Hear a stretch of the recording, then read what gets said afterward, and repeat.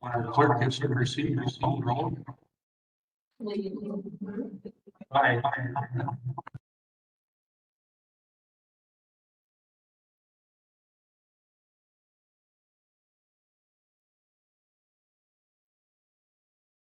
Leave us. Are you going to call the roll, Jules? Please. Joe Baraka, Here. My town has to stay open. It does? Yeah. Doug Erickson, Here. Paula Hudick.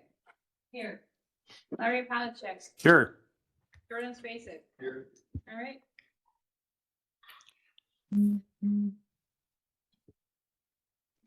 Items for discussion and possible action. Anyone here for public comment? Anybody online for public comment? *6.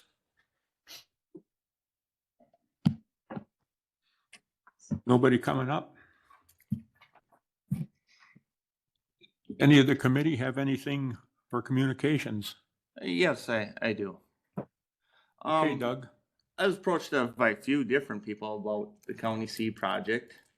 And first they want to know why they were doing that end and not the other end, that was rough. And I think I had that conversation. He said that, we gotta maintain what we have. So then their next question is, when are they gonna redo C from Prentice to the other side? I don't believe it's on the 5-year plan, C to the north. Sometimes you gotta tell these individuals they gotta travel the rest of the roads in the county. Yeah, and in that same conversation, a couple different people actually mentioned County N, and I said, well, I haven't been on it, but they're telling me County N is really rutted. Yeah, N is bad, I is bad, S is bad.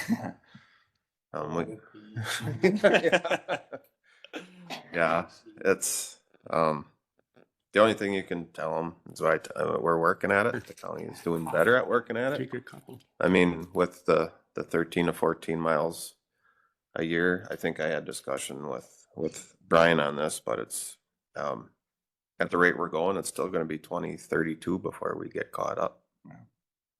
But I had actually a number of people because of C. They were wondering why were we doing what we did with the chip seal. To try and hold it together and last. Right, and I had talked to you enough that I was able to answer that, and then Yeah. then the question came when is the northern part going to be done? Yeah. And anyway, Anybody else have anything for communications? If not, we'll move on. Minutes from the July 16th and August 20th, 2024 meetings. What's your pleasure on that, ladies and gentlemen? I'll make a motion to approve. Second then. Motion by Jordan, seconded by Paula. Any further discussion? All in favor signify by saying aye. Aye. aye. Opposed? Motion carried. Item 3, County Highway W project update. Roger, your moment in the sun. Yeah. Everything on County Highway W is completed except for the striping. So the striping is scheduled to happen on Monday. All in all, I mean, it took some time, but it turned out pretty decent. Few hiccups here and there. Was a bad year, I guess, all in all for weather-wise, but American would be there and they'd leave and they'd come back. But we just finished up the shouldering yesterday, the last bit of shouldering. We had to wait for American to finish up the driveways and the intersections, but that part is complete. I actually drove that last Friday night. We went out to dinner out at Big Bear, and I will say that's one of the nicest stretches of road that I've seen down in the county. That they did a heck of a job, and you guys with the shouldering, everything looked very, very nice. So Thanks. they passed that on to our crew with the shouldering work. That was excellent shouldering work. It was nice and level and wide, and it looks really good. Yeah, it turned out quite uniform, I thought, so. Yeah. Any update on our cleanup there? No, not at this time. So we we have to do some additional testing on the landowner's property. So, we're just getting part of the, agreement, we were gonna put in a driveway access, of course, to get the drill rig into the property. And then, SEH is gonna be scheduling the boring as far as doing testing holes. Will that driveway be permanent then? Yeah. Yep. Okay, anything else for Roger on County Highway W? Item 4, County Highway D, water drainage issue update. So Larry, Paul, and myself went out there and visited the site, and we talked to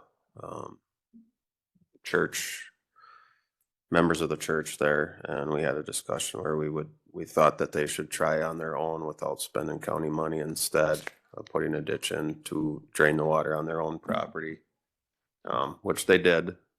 I guess I haven't heard anything from them since then. Of course, we haven't had any really heavy rain.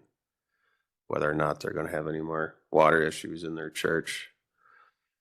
Either way, I mean, when discussing with Larry and Paul, I think the honest cure is the church is going to have to dig around the foundation and put in drain tile and seal the basement. I'm sure it's an old building, but there's no sub pump in it. There's no drain tile around the church. So. And it's extremely heavy soil in that area. Yeah. So we were going, this is our way to go to Rhinelander, so we go past the church all the time. They were working on it that day. Jim Haken and Linda, the town clerk, was the one we spoke to. So she had her husband doing this, so he was on the equipment at that time. So the idea here, if you just hold that, is I believe you had said to them, Roger and Larry, that they should take that and then run a drain south. Is that what? No. Is it south? North. No, north? Northeast. Northeast. Northeast. Okay. And so they have it that way. But now when we came back through, but it was dark when we came through, but with our headlights, we could still see they had already kind of cleaned it up. And I don't know if it's seeded, but maybe they did, because it looked like it was ready to hopefully work on it. I don't have a picture of it because it was at night. But on the other side of the church, they took some of that dirt that they had pulled out of there, and they have it backed up to the church on the side there, I suppose with hopes of keeping the water from going down there. I don't know. Was there, looking at the ditch as long D, that would not help them at all? Is that Not what you from what we determined? could see. Sure. Like I said, Doug, in my honest opinion, we could have dug a ditch, a deeper ditch alongside the highway, and they would still have issues, Because it drains off the field on the other side of the, Correct, yeah. I mean, pretty much all the water, the lay of the land is going east, so all the water wants to go to the east, which the church is sitting east off the highway. and then we noticed from that picture on the other side of the tree line is a field. I think Hoffman makes hay there or whatever. But on the other side of that field, he must have taken a bulldozer, because Linda Hakenen had no clue that was there. And he ditched that whole field all the way as well. So they must have quite an issue there all the way through. Well, it was a simple fix, so hopefully that'll take care of it. Right. Okay, any other questions on that? So we'll put that to sleep for now. We hope. Sand salt shed project update.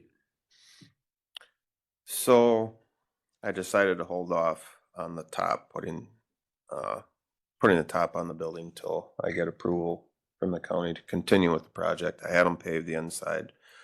Ultimately, it saves the county money to have it paved before the top goes on, because otherwise then you have to bring in a shuttle buggy, and it's when you're paving inside an enclosed building, it's not much fun to begin with.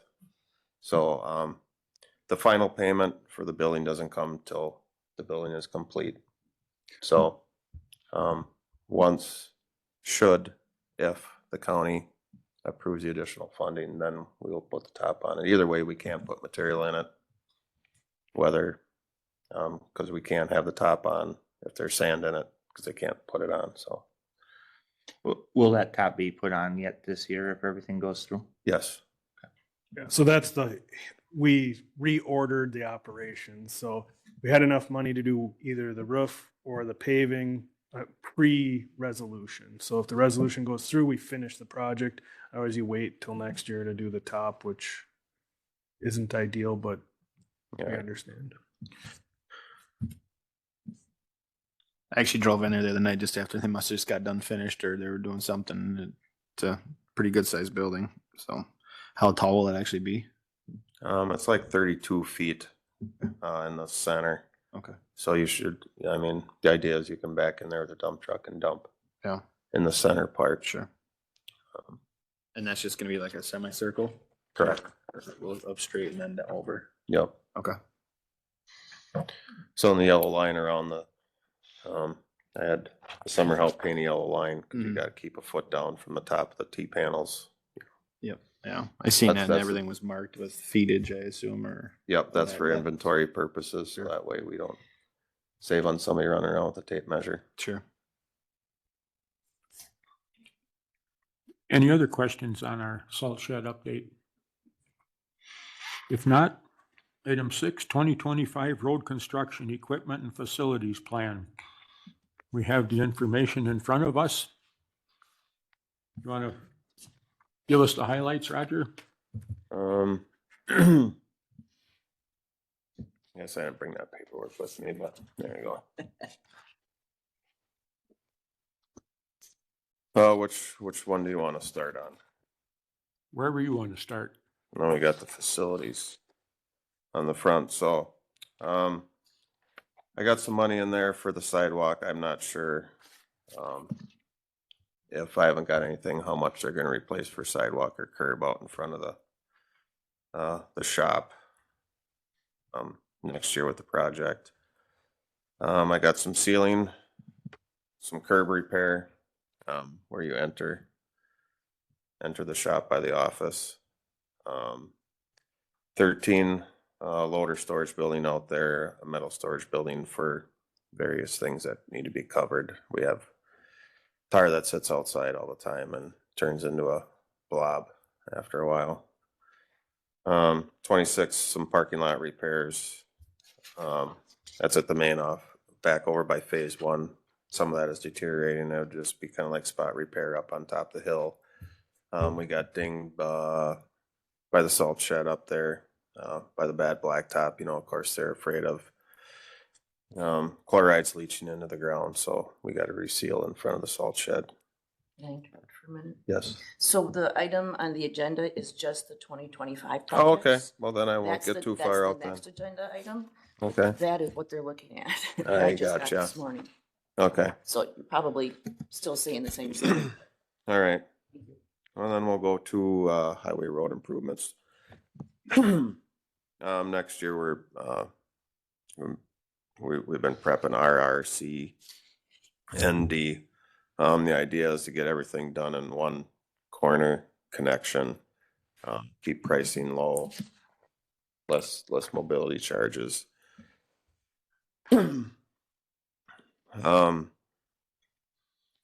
County all that scheduled for bridge replacement next year, that would be at 100%, so that won't cost the county anything.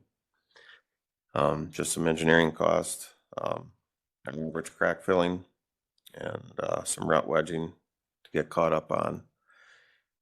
And we might do some additional chip sealing possibly next year as well, but that would just be a maintenance item.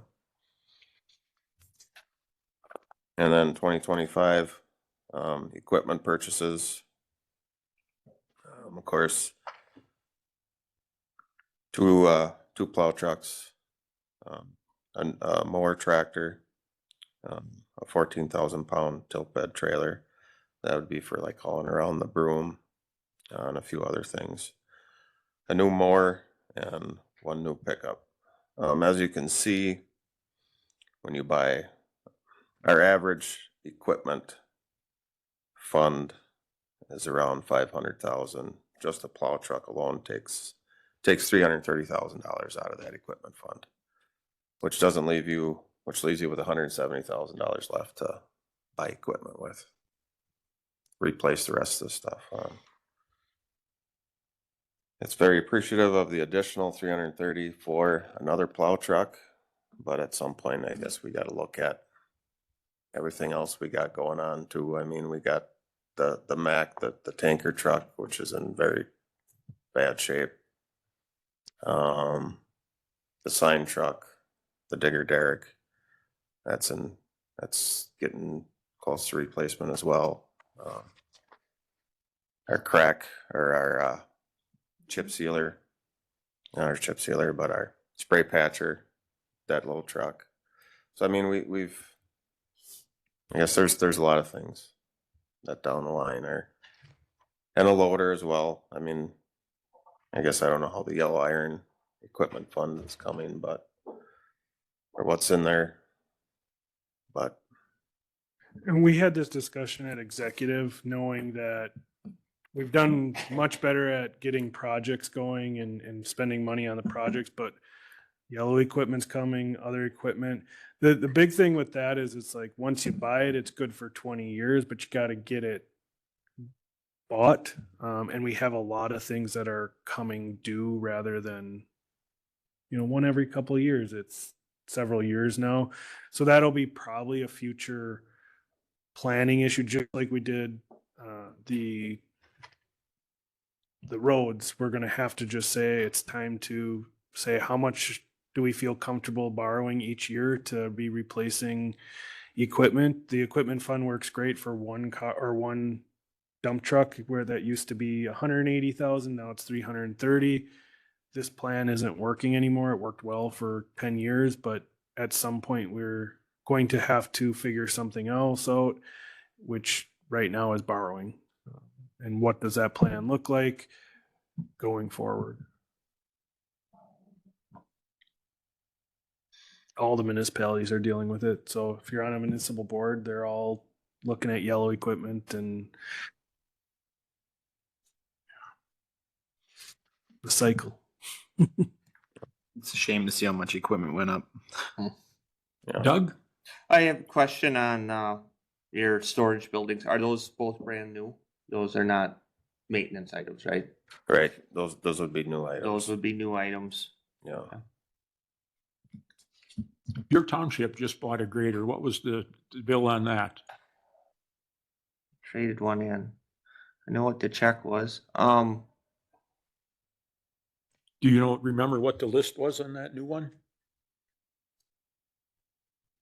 I don't want to misquote this. I think 383,000, I believe. We did not get the Grade Pro, and we did not get a 6-wheel drive, which was 25,000 and 35,000, I think. So we cheapened it down 60,000. So if we got grade control on it, are you looking at that, Roger, on a motor Yes. grader? Yeah. So we're over 400,000 for a motor grader, equipped with snow equipment and grade control. And that's where we've been talking on how do we manage the equipment fund differently than we do our general debt, where we know buying a grader, we depreciate it over a longer time, we use it every year.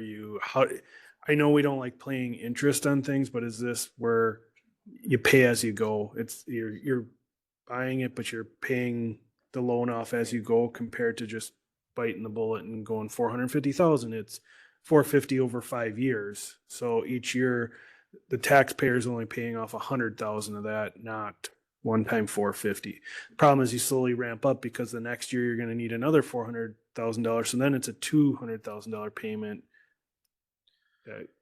total. So it's a plan we got to get together. We got to get everybody to review and decide how we want to. Yeah, and It's a need.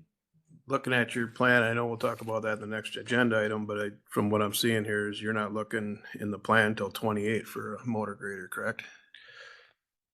I put it on there as an item. just because it's been turned down in the past. So I mean, it's not like I'm just gonna take it off. I'm still gonna leave it on there. I don't know how the committee feels about, you know, a lease to own. It has to be lease to own is the easiest accounting wise. Just leasing a piece of equipment gets kind of muddy with, if you use it on the state, because now you can only charge them so much till you get to the end of the year, and then you got to go back and take in everything to account that goes for the piece of equipment. Then you break it down and share it with the state. It's just easier lease to own. So you would lease the equipment with the option to purchase at the end of the, whatever, if it's 5 years. Generally dollar wise compared to purchasing, it doesn't come out as well. And the problem with that is then it's operational money and not borrowed money. Right. We're at a cap on operational. So that's where that falls apart real quick. I did check into that, and it was very much more expensive to do that. And then in the end, you're either got a large payment or you're gonna go lease another one. Yeah. Yeah, And then if you, at any time you buy it out of the lease, you have to pay interest on the money that you've paid on the lease. Yeah. Or if you're over hours, then you got a penalty that comes along with it. I would sooner, if we're gonna do it, buy it right out. I agree. I would say the same thing, and just a little more clarification on it. We're doing the layout, the rough in behind the reclaimer on our asphalt projects now, correct? Correct. So this is something that the revenue is gonna go up. The hour use is gonna go up Mhm. compared to what we've done in the past.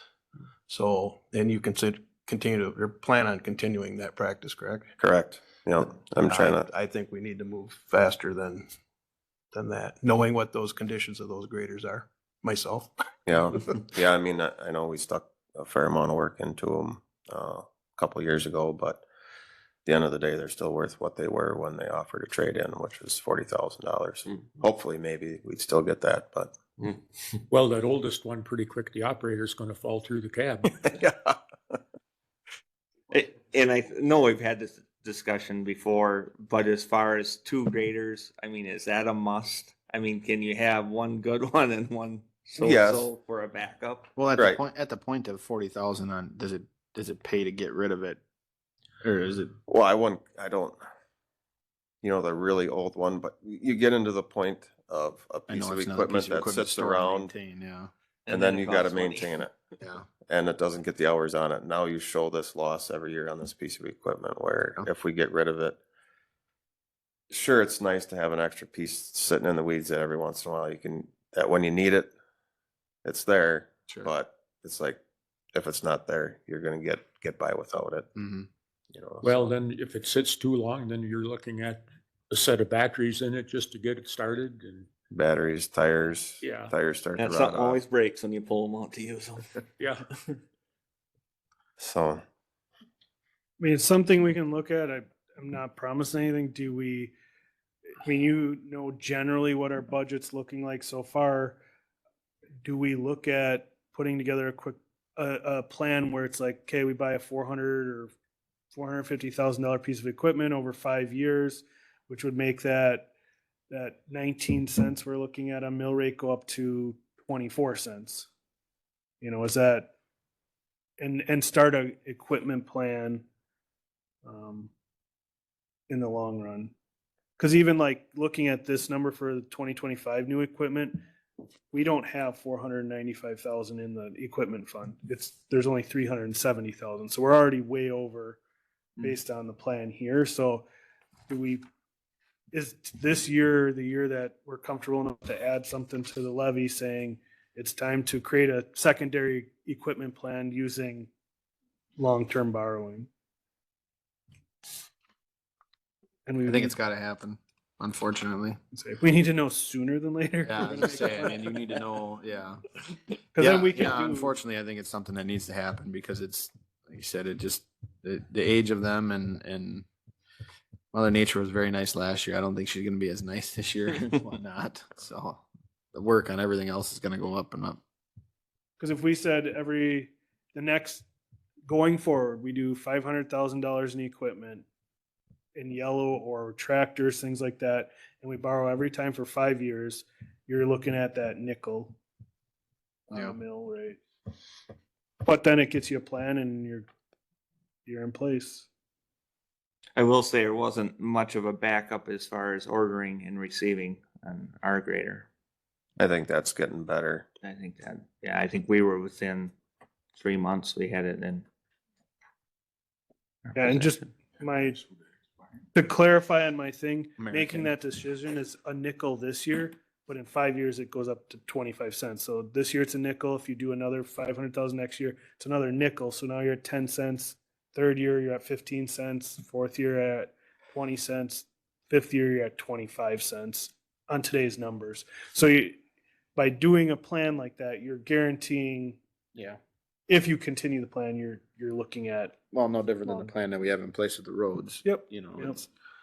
it's easier to take you can swallow a small increase versus a large increase, Right. you know. I mean, you and could do have it. $500,000, pull the Band-Aid off, do 25 cents this year. Next year you do another 500,000, there's no Band-Aid, right? You've already added nickel or the quarter. Yeah. So it's do you add it over the long run, which is easier to potentially swallow, but you pay interest, or do you go up a nickel or a quarter? I mean, I agree with Joel, that older grader, when we went and looked at it. It was bad. We were just gonna, decided at that time to run it out. And now, I don't think it'll last till 2028 without major repairs. Yeah, Well, if it's on the list, it can be moved up, correct? right. As needed. I mean, that's If the funding's there, yeah. that's the, No, we'll still have two, so.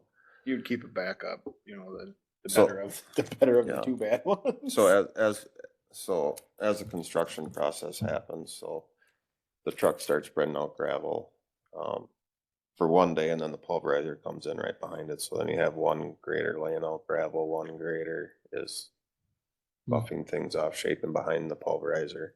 So we got to have two graders, and even in the winter time, Mhm. when things get bad, you'll have both graders out.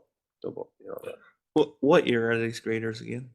one's a 2000 and one's a 05, I think. Something like that. So one's 24 years old and one's gonna be 20. And like Roger said, in the wintertime, you're running them in salt. The 24-year-old grader, like Larry said, won't be long and he'll be the Flintstones running on the pavement underneath it. So I agree that I think we have to move forward on this year. The question is, what's the number we're gonna move forward on, I think, or what we're Well, gonna request if you the did executive to look at. if you did the grader and the tractor, because the tractor technically doesn't fit in this number, and you had the trade-in, you're looking at $500,000, which if you did 5 years, you're looking at $105,000 to $110,000 a year in a payment.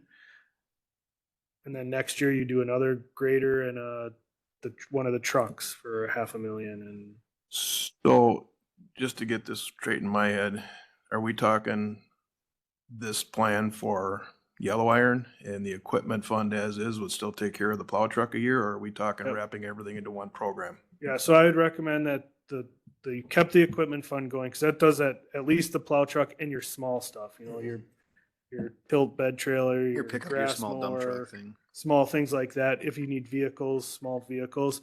And then this would be yellow and non-dump truck. Now, we're also doing one dump truck and just borrowing, where we rip the Band-Aid, every year I wouldn't alter that. I would so now you're doing two big trucks, one with borrowing, one with equipment fund. You have your equipment fund to do the smaller stuff.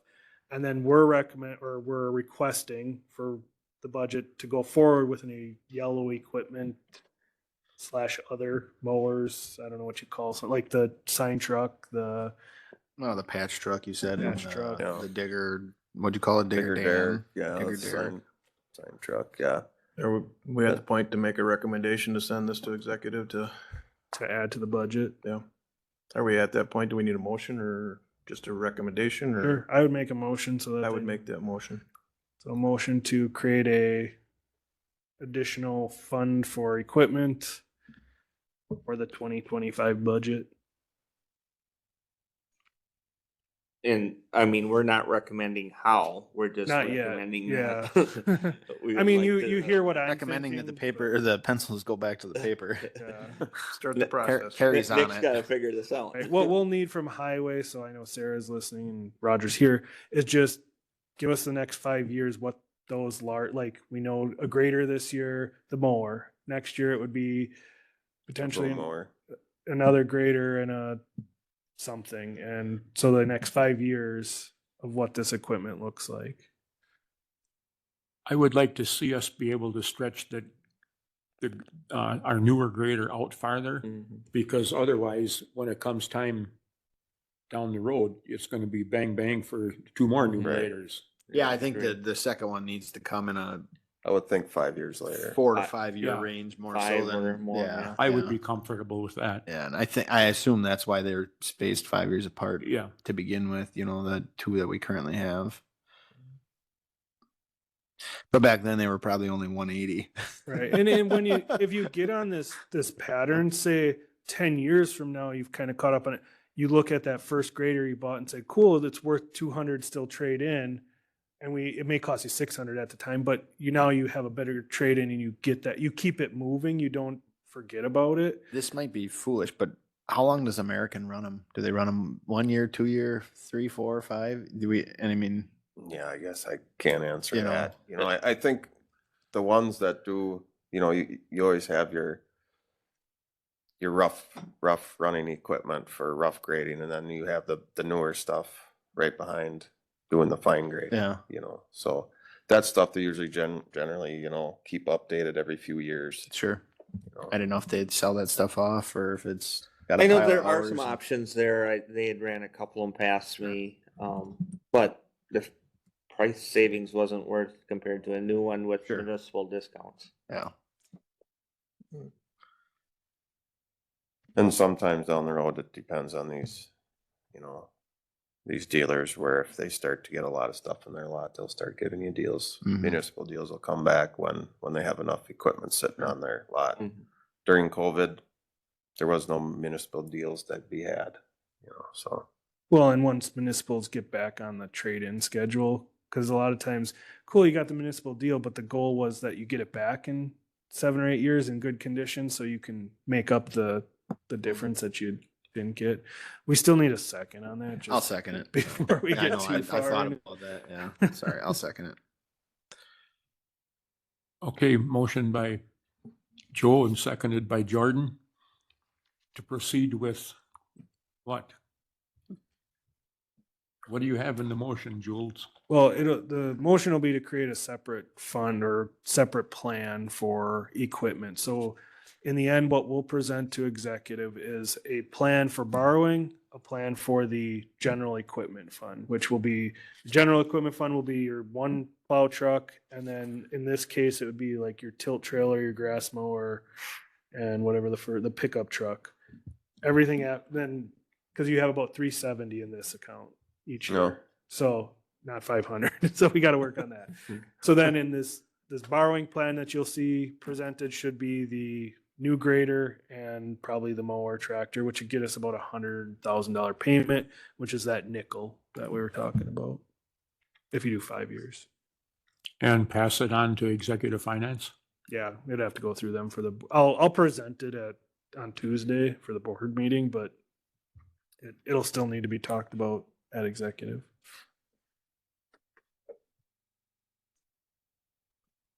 Brian's about If to I say may, Mr. Chairman, do you want to talk about it at the executive meeting this coming Tuesday or just wait until we have our next meeting? I can bring it up, yeah. Should we amend the agenda just so we can talk about it? Or does it not? need Sure, to be we amended? can, Gene's listening, so if we can amend that agenda to discuss the budget and additional borrowing. Okay, So that's set at 8:30. Did you want it to be a little sooner? How much no, you that want would be fine. It'll be fine. to- It'll force me. not Nick will to talk quick. Okay. if we start at 8, that gives Nick more time to talk. That was your reason, Brian? Do it at 8:30. Can we go 8:45? Some of us won't be here till then. Okay, there's a motion and a second on the floor. Any further discussion? Or are we confused enough? Aye. All in favor signify by saying aye. Aye. Opposed? Motion carried. Okay, then we also need a motion to approve your plan that's been presented in front of you for the highway paving and maintenance, the equipment and the building. But before it's approved, I would recommend we take number 5 off on the new equipment, which is the mower tractor, because there isn't funding for that in the Okay. budget. We need to get down to about that between 370 and 390 to make it through the year. Okay. Fine, yeah. It's up to you guys, but in the end, it's either executive or the board's gonna have to remove it, so. All right. You want to drive that 1948 Model A around? Sure. Wrong question to ask me.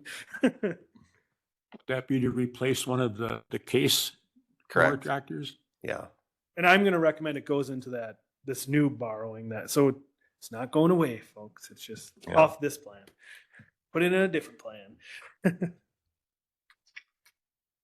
So that needs to be a So- motion. I'll make a motion to approve the road construction equipment and facilities plan with the removal of the mower tractor. For 2025. Yes, for 2025. Okay. Motion by Jordan. Is there a second? I'll second that. Second by Doug. Any further discussion? Just a quick question on that one. So is the disc bind separate or is that to go with that mower? That was a separate. Okay, Yep. perfect. Yeah. Thanks. So we're gonna get a little bigger horsepower tractor. The idea is as well, if Mike's tractor ever goes down at the airport, for mowing or whatever, we need like 100 horse tractor to pull that, batwing mower with. So that's the thought behind that, a little bit bigger tractor. Okay. Oh, really? Okay, if there's no further discussion, call for the question. All in favor signify by saying aye. Aye. Aye. Opposed? Motion carried. Resolution, Price County Highway Department 2026 to 2029 Equipment Improvement Program and 26 to 28 Facilities Improvement Program. Okay, so I touched on some of the facilities, 25, 26, 27 would be, at the shop floor and storm drain repairs, re-tin the shop. And emulsion tank storage, some fence replacement here and there around, the salt shed. And then pave the entrance up in there and kind of tie everything together with what's there. On the equipment, 26. I guess I wasn't aware about the 370. I don't know where I got. That's what it is this year. Oh, okay. So yeah, It that's goes kind up and of, down. yeah, it kind of changes things a little bit, but Yeah, and Um, with this plan, this is just kind of letting everybody know, here's a list of what we need. We understand there may not be funding for all this. Now, this is good for us because we'll be able to quickly make that secondary plan because we can take the numbers you got here, pull them off, give you, so by reviewing and approving this doesn't mean we're going to do it. It's gives us the flexibility where if all of a sudden the tilt trailer or whatever it was isn't available, there's something else on this list in the next 5 years we can grab, move forward. sure. But yeah, that's, the equipment is my wish list. It's very small compared to, but. Hopefully Santa brings you this. I've been a good boy. It sure looks that way. We could suggest instead of approving this list you have right here, do you want us to work on it and bring you an updated list with the 2 separate? Taking the equipment off. Yeah, updated, by taking and making that separate list for what would be borrowing and then this list. You'll still combine them, but at least then you'll have a better view at what we're doing. This one doesn't need to be, It'll clear up the numbers. yeah. Yeah. Okay. I think that'll help out. So you can still discuss it today, but we'll wait to, Sure. To act on it? yeah. To send it to the budget process, you can wait. I think executive will be okay. Okay. Any further discussion on it then? Okay, I guess I have one more question. How many disc bind mowers are we gonna need to buy, do you think, Roger? Cause there's We one, got, 2, 3, should only be two. 4 There should, with Four? 25s. oh, no, there should only be two. I don't know how. Yeah, yeah, cause there's Okay. one in 25, 1 in 25 and 26. 26. Oh, that, never mind, that's 25 again. So it's 3 then, I guess. There is three, but we Okay. actually, yeah, we only need two. Okay, I just wanted to make sure. How long do they last? You get 10 years on? Depends on how many posts you hit. Right. I guess I don't know the age of the one. We did buy one last year. That was a 9-footer. Right. It was Right. a little bit bigger. So the next two that we get are gonna be 7-footers. Okay. Is that too big? The 9-footer's good on the state, on the county, the 9-footer's a little bit big. Sure. Yeah. I was thinking you could go like a 12-footer, to really get that mowed back. Well, so we have that 9-footer on that 75-horse tractor and it's a bit Plenty. much. Yeah. Yeah. It struggles with it. It does okay, but that's the other part with the 100-horse tractor. It'll handle that Mhm. 9-footer better, Sure. weight wise and stability. So How many old cases do we have left? two. 2? Yeah. I think they're 70-horse tractors, I believe. Yeah, Yeah. one was just in the shop for some major repairs. And you have one new tractor? One new, yep, that New Holland that was purchased last year. I believe, yes. Do you still have the boom mower, the case boom mower? Yes. Okay. Yeah, we're limping that along as well. So, We were Yeah, limping it those are along pretty old 15 years machines ago. we switch heads as they break and just put a different head on there until that one breaks, and then hopefully the other one's repaired by the time the next one.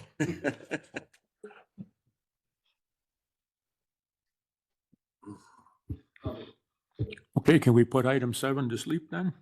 So that just needs to be tabled then? Correct? Or no, that was just informational. Reviewed, Okay. it'll be back later. Information item. Okay. Item number 8, airport project update. We have our engineer here, Kevin Kemper. Carl. Carl. Carl. Kevin. Sorry, Kevin was his dad. Is that a compliment or not? That's the question. That is. Okay. That is. He was a classmate of mine. Sorry about that, Carl. That's fine, Larry. Good morning, everybody. Thanks for having me this morning. Roger, I don't know if you want to kick it off or if you want me to take it away. I guess everybody has a copy. Did everybody get a copy with the notes on it as well? Side notes. Carl had some stuff that was noted. Yeah, I do have, It was forwarded to Gene. I don't know if it can be put up on. I can hand these out. I printed plenty of copies of these if you'd like them with my notes on there that I think helps. That'd be great, you know, Carl. Yeah. maybe would help you understand. It's still gonna be hard to understand. Yeah, because we have the one without notes. For the I thought- I will say this was the most colorful email I've received from Gene when I opened it up, and I was kind of looking through the numbers last night, and I got really confused in quite a hurry, and I'm like, oh man, that's quite the rainbow. And that's why I invited Carl here today to help muddle through some of this as well. Because it does get confusing. And then actually, I did just email what Nick has up on the screen right now. I just sent that over to Nick, and so I'll hand that out as well.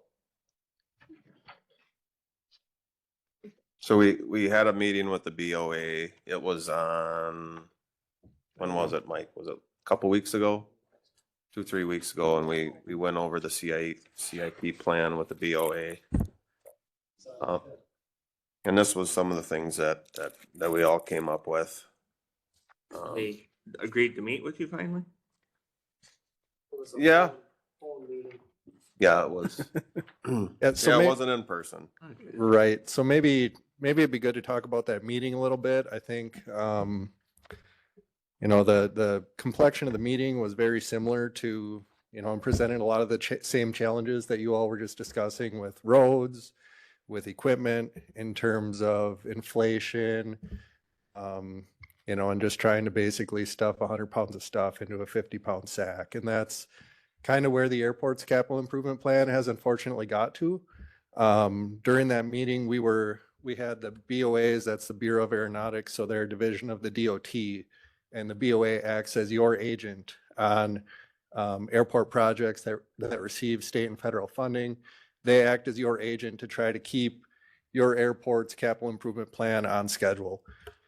So at the BOA, there were kind of two different divisions of the BOA on that capital improvement plan meeting that we had. One was the engineering section, who is responsible for taking these projects and executing them. So the engineering section is supposed to try to take this capital improvement plan and keep it on schedule. And then the other division of the BOA that was on the call was the programming section, and they're responsible for helping to put this CIP together. We all collaborate and help, try to put a CIP together that's going to keep the airport, up to snuff for the foreseeable future. During that meeting, the program engineer, again, who prepares these CIPs, he expressed some pretty serious frustration with the engineering side of the BOA. Basically frustrated that we've for years put together CIPs for the airport that were pretty good plans. They would have served you all very well. And unfortunately, those plans were not executed very well by the engineering side of the BOA. Those were the frustrations that the program engineer at the BOA expressed on that call. So, I guess I'm not going to bring my personal, opinion into it too much. I'd rather not do that here, but those were some of the opinions and frustrations that were expressed by the programming section engineer at the BOA, is that your capital improvement plan has fallen behind. So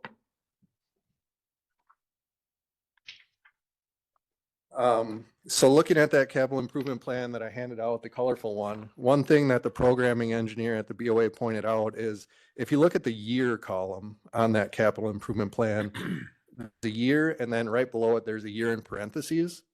And he's starting to do that to show the year that those previous CIPs had planned for the project to take place and where the CIP is at now. So you can see, for example, the top row, acquire snow removal equipment, loader with attachments. That was actually supposed to be a 2023 project for your airport. And for reasons unknown to me, it hasn't been done for you guys by the engineering section at the BOA. So that's one example, and you can kind of look down and see similar trends going down the line, that the projects have really fallen behind, and you are not the only airport that's experiencing these challenges right now with projects falling behind schedule. I just want to see if I had any kind of high level thoughts to discuss here. So now we're faced with not only a CIP that's fallen behind, but we're also faced with the inflationary pressures that you were all just describing, with, a loader or a dump truck not being $180,000 anymore, but now being $330,000. We have the same challenges, that carries through obviously into construction, and the contractors are having to buy the same equipment and put the fuel in their equipment. Same thing with building costs. So, some of these projects that you all have coming up, you see the snow removal equipment, that directly relates to what you all were just discussing. We have some taxi lane construction, and then we have a county-owned hangar that we are hoping to start design on soon here. Again, waiting for that contract from the engineering section at the BOA to start design on that. But again, it really makes things challenging because, again, your CIP is behind, and now you have these extraordinary inflationary pressures being applied. So it's everything is kind of compounding on themselves. So, this colorful chart, I wouldn't encourage you to try to, dig into it. It's can be pretty confusing. Again, that's put together by the BOA's program engineer. So that is the current plan that we're all trying to work off of. And again, it gets pretty technical. So what I did is I tried to take that plan and summarize it in that email that I handed out to you all, and that Nick has up on the screen there. So really the top items 1 and 2 on that email, those are mostly for BOA's information. I put that together to try to make it clear to the BOA's engineers what they need to do to try to keep these immediate projects on schedule, and laid out some clear milestones for them. You know, you can see I put things in bold, some actions that they need to take to try to keep this on schedule now with this CIP that we're working off of now. My fear is that it's going to continue to fall behind if they don't take these actions. And then really, I think for you all, the important pieces for you are the bulleted list at the bottom, breaking things down by fiscal years. So really, you know, again, I think the pieces that you all care about are your funding shares of these upcoming projects, when you would need to commit the funding to those projects, essentially give the BOA the go-ahead to, yes, move forward with these projects. That's kind of one piece of it. And then the other piece of it is when you would actually be getting invoiced for these projects. So these projects that I have listed here are, they're all projects that are federally funded. Most of them at a rate of, well, I should say typically federally funded projects through the BOA are 90% FAA funded, so 90% federal, 5% funded by the state DOT, and then 5% funded by you all, by the county. And that's you are referred to as the sponsor on these projects. So Price County is the sponsor. So looking at, you know, for budgeting purposes for you all, in fiscal year 25, there's that snow removal equipment, that's SRE. Your share of that is estimated to be about $25,000. That's going to be a nice big front end loader that you guys will be getting at the airport. It'll have some nice attachments on it, a big snow blower, big broom, big push blade, bucket. Anything else? I believe that's it, broom. Broom blower and push blade and bucket. Yeah. And probably forks. Yep, forks. I couldn't get forks in. Really? No. They wouldn't allow forks. They didn't see that as using, removing snow with forks, so. Okay. That's the response I got, so. Well- But anyway, I did get the total, Okay. breakdown. It was 490,000, so, the county's portion on that was just under the 25,000. It was like 22,000, 23,000, So just under 23. great deal for you all to get that nice, you know, $500,000 loader at $25,000. Yep. Moving down the list then, we have taxi lane C1 construction with a sponsor share of $17,500. Again, that's 5% sponsor share on that. So a really good deal for you all to get that project for 5 cents on the dollar. So I've got in parentheses there, you all would commit the funding in 2025 or commit to the funding in 2025, but you wouldn't see invoicing until 2026 based on this current plan, because unfortunately, due to their delay in getting these contracts going, we were hoping that that was going to be built in 2025, but now we're looking at having to do construction in 2026 on that project. And so that taxi lane construction, that would be a taxi lane to serve the sponsor-owned hangar that we'll be talking about next year. So then we have next on the list, T hangar design with a sponsor share of $10,000. And that, you know, that would be coming here in fiscal year 2025. You'd be both committing to that and likely being invoiced to that if the BOA can get those contracts moving. With the hangars, anything related to a hangar, the state does not participate in. So that is 90% FAA funding, 10% Price County funding. Now there is a little bit of a caveat. There was with the FAA reauthorization law that was passed back in June. That law that was passed is again, it's a reauthorization of the FAA. So it's refunding the FAA essentially in the federal government through Congress for the next 5 years. So it was great to see that pass. And as part of that law that passed,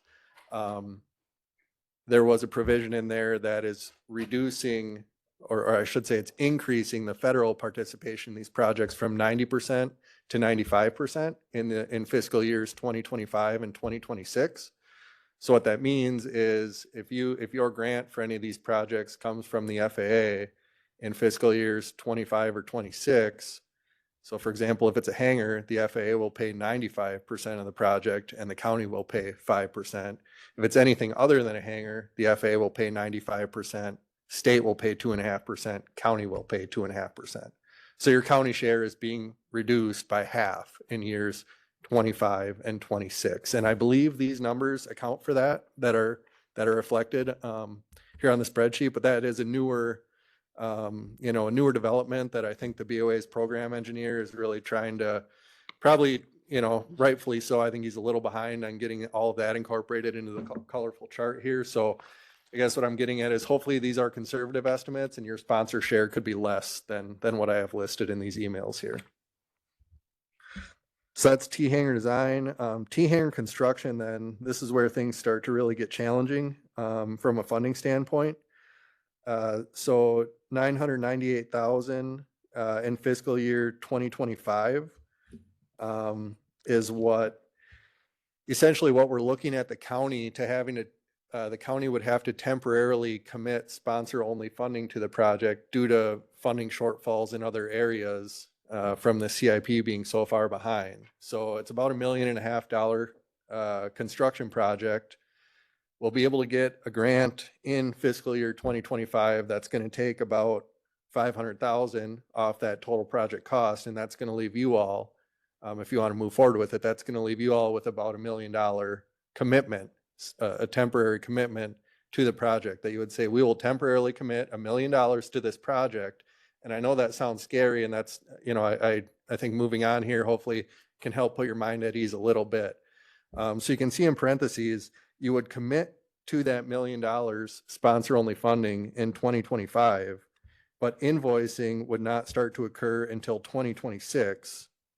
And then I go on to say, and part of this amount will get federal reimbursement in 2026, and that's listed below under fiscal year 2026. So before you even see any invoices on that kind of $1 million placeholder, you would have a federal reimbursement come in of $642,000. So that would drop your responsibility down to about $404,000 that you guys would still be on the hook for in fiscal year 26.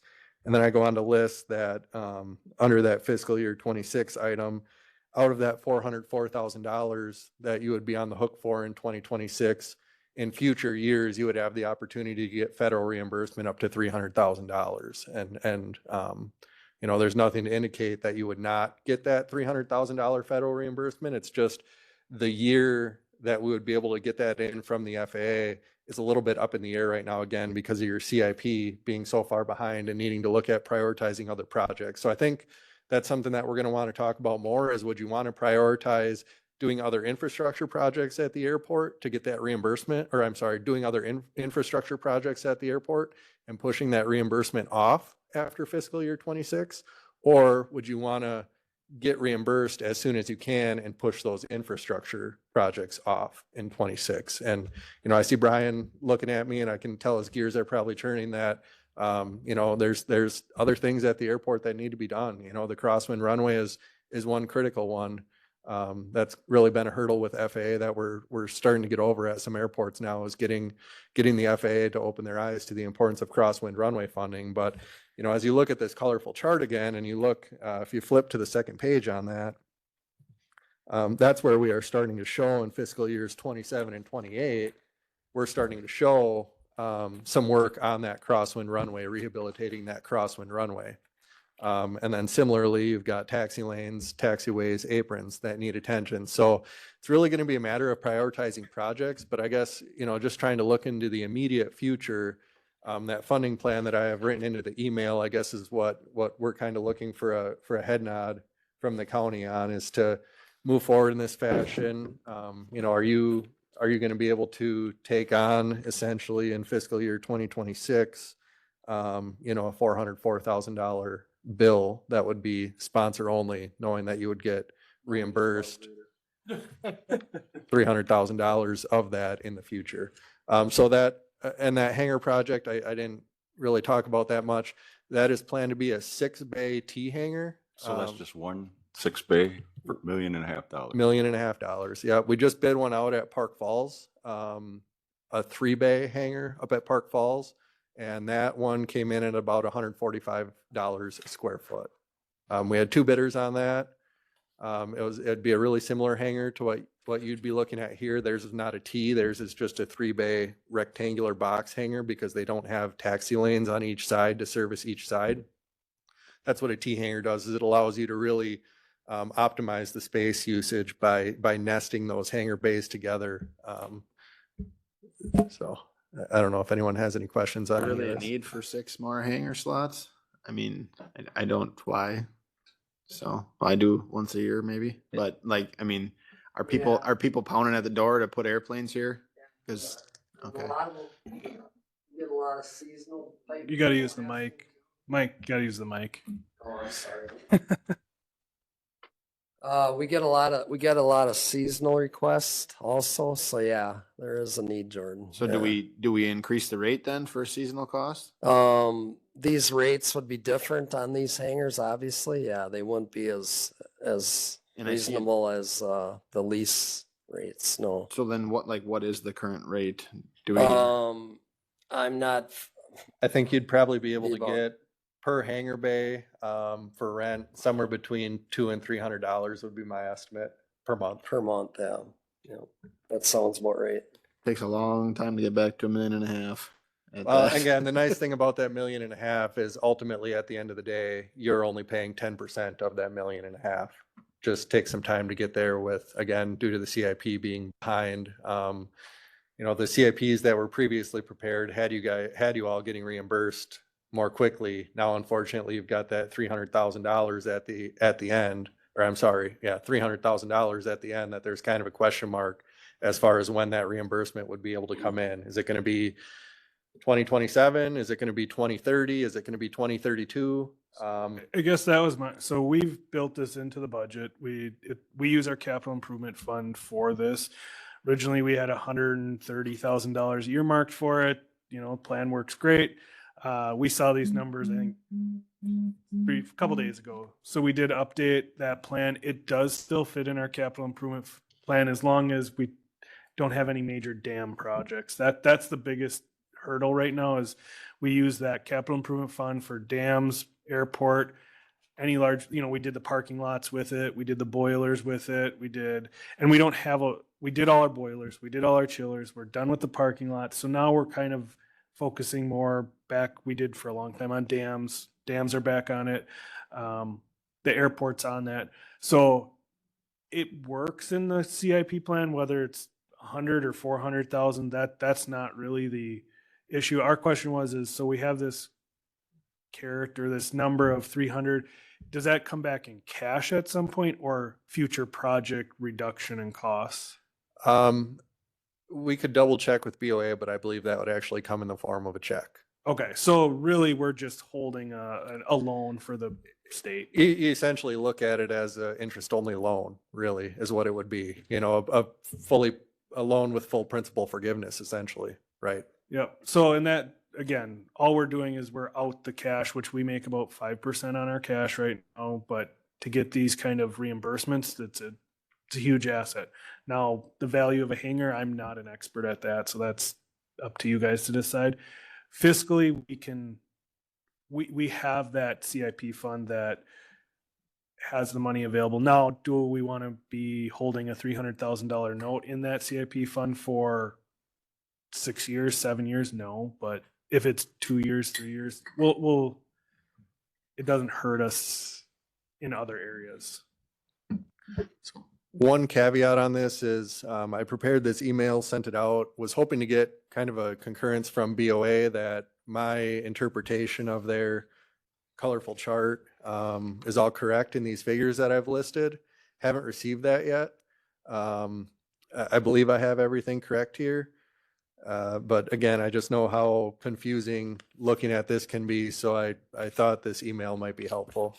Just a summary of everything. And one thing we did do, and I don't know how many of you follow it that closely here, is we did put additional money in the airport yearly budget. So it's not capital improvement for all the engineering on this, because in the past, it was really hard to try to pull money from capital improvement. So I can't remember if we did $25,000 or $30,000 a year to maintain to be doing this stuff without having to come here every time to say, we need a resolution to use capital improvement fund to do engineering for a project that's going to happen in 3 years. We put that in Mike's budget. So things like getting ready for this big project have covered, not out of the capital improvement. I have a question here from Joel. So Carl, with them being behind on getting this stuff approved, we're not running up against a sunset date or anything like that for funding where we're going to run into issues with that, are we? Good question, Joe. So the BIL funding, that's bipartisan infrastructure law funding, that has been awarded to your airport, I think somewhere around $130,000, $140,000 per year for fiscal years 22 through 26. So 5 years worth of CIP funding, 5 years worth of BIL funding. And that is planned to be mostly used or maybe all used towards this hangar. I'm just looking through the chart here. Yes, and as long as BOA gets us our design contract for the hangar here soon, then the answer is no, there should be no issues with that funding expiring. The first year of BIL funding, so fiscal year 2022 BIL funding expires September of next year. So if it's not used or not, I shouldn't say used, but if it's not allocated by September of 2025, then it expires. And I believe all the pieces are in place to prevent that from happening. An allocation is let project. So it'd be like our design contract being signed, for example, or the contract, like you said, yeah, the not even really the award of a project to a contractor, but the governor signing the finding for the project is what considers the funding as being committed. Okay. Just a question for Roger, if he's heard back from Representative James. He had on one of the meetings we discussed and the issues we're having with the BOA, and he was going to look into that. Have we heard anything back from him yet? I have not. I guess the only thing that I know is they're just sending out that survey to all the airports. Other than that, I haven't heard back from the senator what his findings were or That his survey, thoughts. the survey is going to be very important to trying to make a change. And been reaching out to a lot of airports, making sure that they fill out the survey and helping them if needed. Just helped Mike up at Price Count or up at Park Falls yesterday. So I didn't want to get off track there. I just wanted to understand where we're at with that. If we need to do something more on that side of it too. So, okay, thank you. Carl, on our T hangars, was the insulated cold storage approved? yes, Good, that's, we've seen some indications that they might be waffling on that a little bit, but until we get told no, we're proceeding with that. So yeah, these T hangars will be fully insulated. And think of these T hangars as almost like a storage unit building for airplanes. If you can picture a storage unit building with, a bunch of garage doors stacked, kind of be the same thing except with hangar doors. And so there'll be partition walls between each hangar bay, so 6 separate bays. And we have planned to insulate those partition walls as well. So it won't be a heated building, like Larry said, it would be cold storage, but leaves good opportunity to add heat later in the future if you wanted to. Or if somebody renting the hangar wanted to add heat in their bay themselves, they could look at doing that as well. are we still going ahead with the winch anchor points? Yes, we do have that included in the design scope. Yep. Thanks, Carl. Yep. And a part of it would be just personal storage for the airport as well. Additional storage. You said that leasers could heat the hangars themselves. How will they do that? Is there going to be separate meters on each one? So that would be, it kind of gets into what the correct way to put heat in would be. And I know that maybe sometimes people do things that work and maybe aren't fully code compliant. So I don't know that I want to get into the details of that too much. But, there would be, for example, in my garage at my house, I have the ventless infrared heater hanging on the wall of my garage in my house. Great economical way to heat it. Had to work through a few hurdles with the city, with the building inspector, because it was as we were doing a renovation to our house, had to get through some hurdles. They told me that those heaters were not code compliant, and I had to point out to them in the code where it is code compliant, although maybe not preferable by the code reviewer to have them there. But you know, there's ways to get it I done. just meant, regardless of code, hopefully they will be up to code. They will be up to code. It Um, would be adding. So I guess Their electric heaters are, who's going to pay for that when the juice is flowing? Is there going to be a separate meter on each hanger? I'd have to check back on our minutes. It's funny when we hold these, when we scope these projects with municipalities, seems like about half of them want a separate meter for each bay, and the other half want everything on one meter. I can't remember what was decided for this project. And if you'd like, you know, we haven't started designs, so I can look back at our notes and see what we had planned to do there. I want to say that it was going to be separate meters for each bay for that reason. And that's the benefit of that, is if somebody's, you know, running a lot of juice there, they're the ones paying for that extra juice, and you're not spreading it out over everybody else's rent. The downside to having a meter for each bay is then you've got a meter charge, you know, you've got more meter charges. So, and there would be electric only. That's what you're suggesting, Brian, is what if somebody puts an electric heater in one of these hangars to heat it? Yeah, I agree. You know, from that standpoint, it would probably be preferable to have separate meters on each bay, and I can look into that.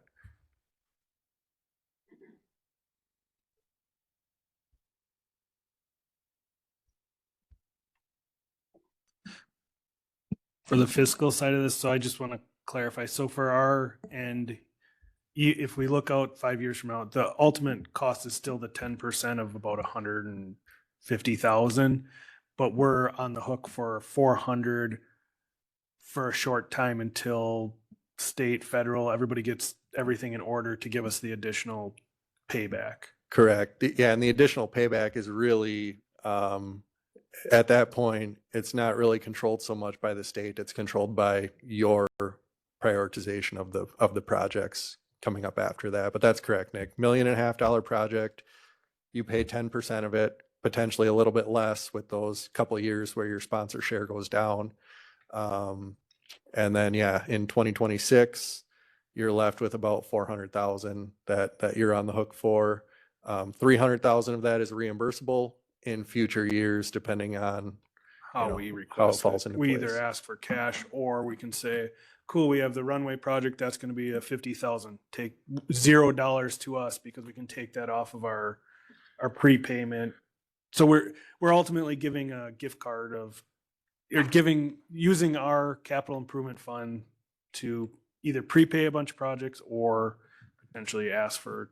Well, if you decide to not, let's say, you know, so fiscal year 26, you get that reimbursement of 642,000, then fiscal year 27, you'd have a decision. Do we move forward with a runway project or a taxiway project or an apron project, or do we take this reimbursement? And if you move forward with a runway project, taxiway project, you would pay your sponsor share on that project. You would not be able to count that sponsor share towards the future reimbursement. But then that would be paying 100% of the project in 27. For the runway or Yeah. taxiway? Because No, you're using the 300. you would just pay your 5% of that runway project or taxiway project in 27. You would pay your sponsor share.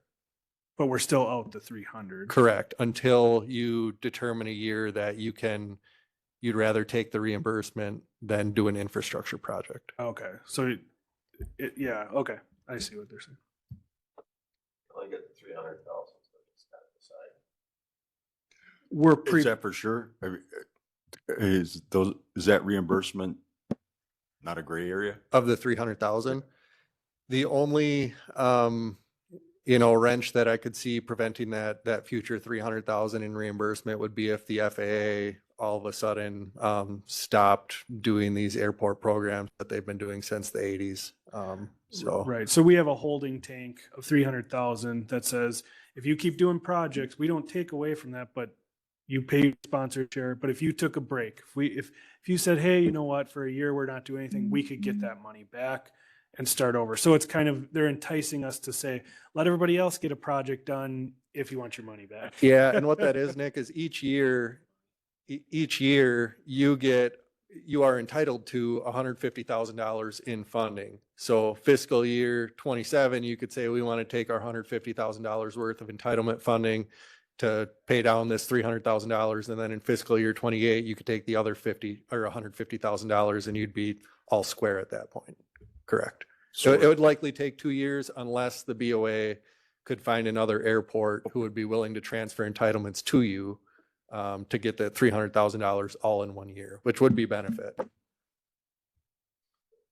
So the 150,000, we're spending it for future years on, we'd be spending it now, basically, or whenever we do the project, holding the bag and then hoping or that we get the 150,000, that the FAA doesn't change the rules. It's not even hoping, it's just, we'll get it back when we say we don't have a project to do because we've prepaid what they should have been putting. Right, it'll be aside. applied to the previous project that we're doing now, right? Yeah. Past years. Right. And exactly, Brian, assuming that the FAA doesn't, or the federal government doesn't do something radical, like all of a sudden stop funding the FAA and stop funding these airport improvement projects that, again, they've been doing for a long time. Well, hearing that, they went back to 2.5% because it used to be that way years ago. Exactly. That's a great indicator. That's a good indicator.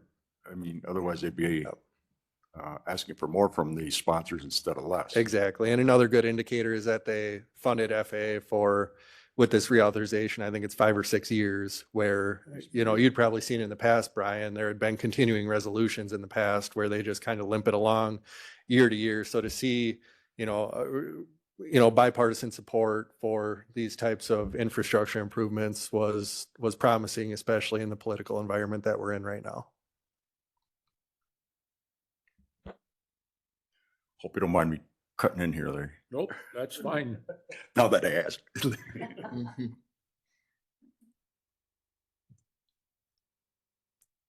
So as a Other than county, Carl and Mike, you're our airport guru. yeah. As a county, Everything he knows.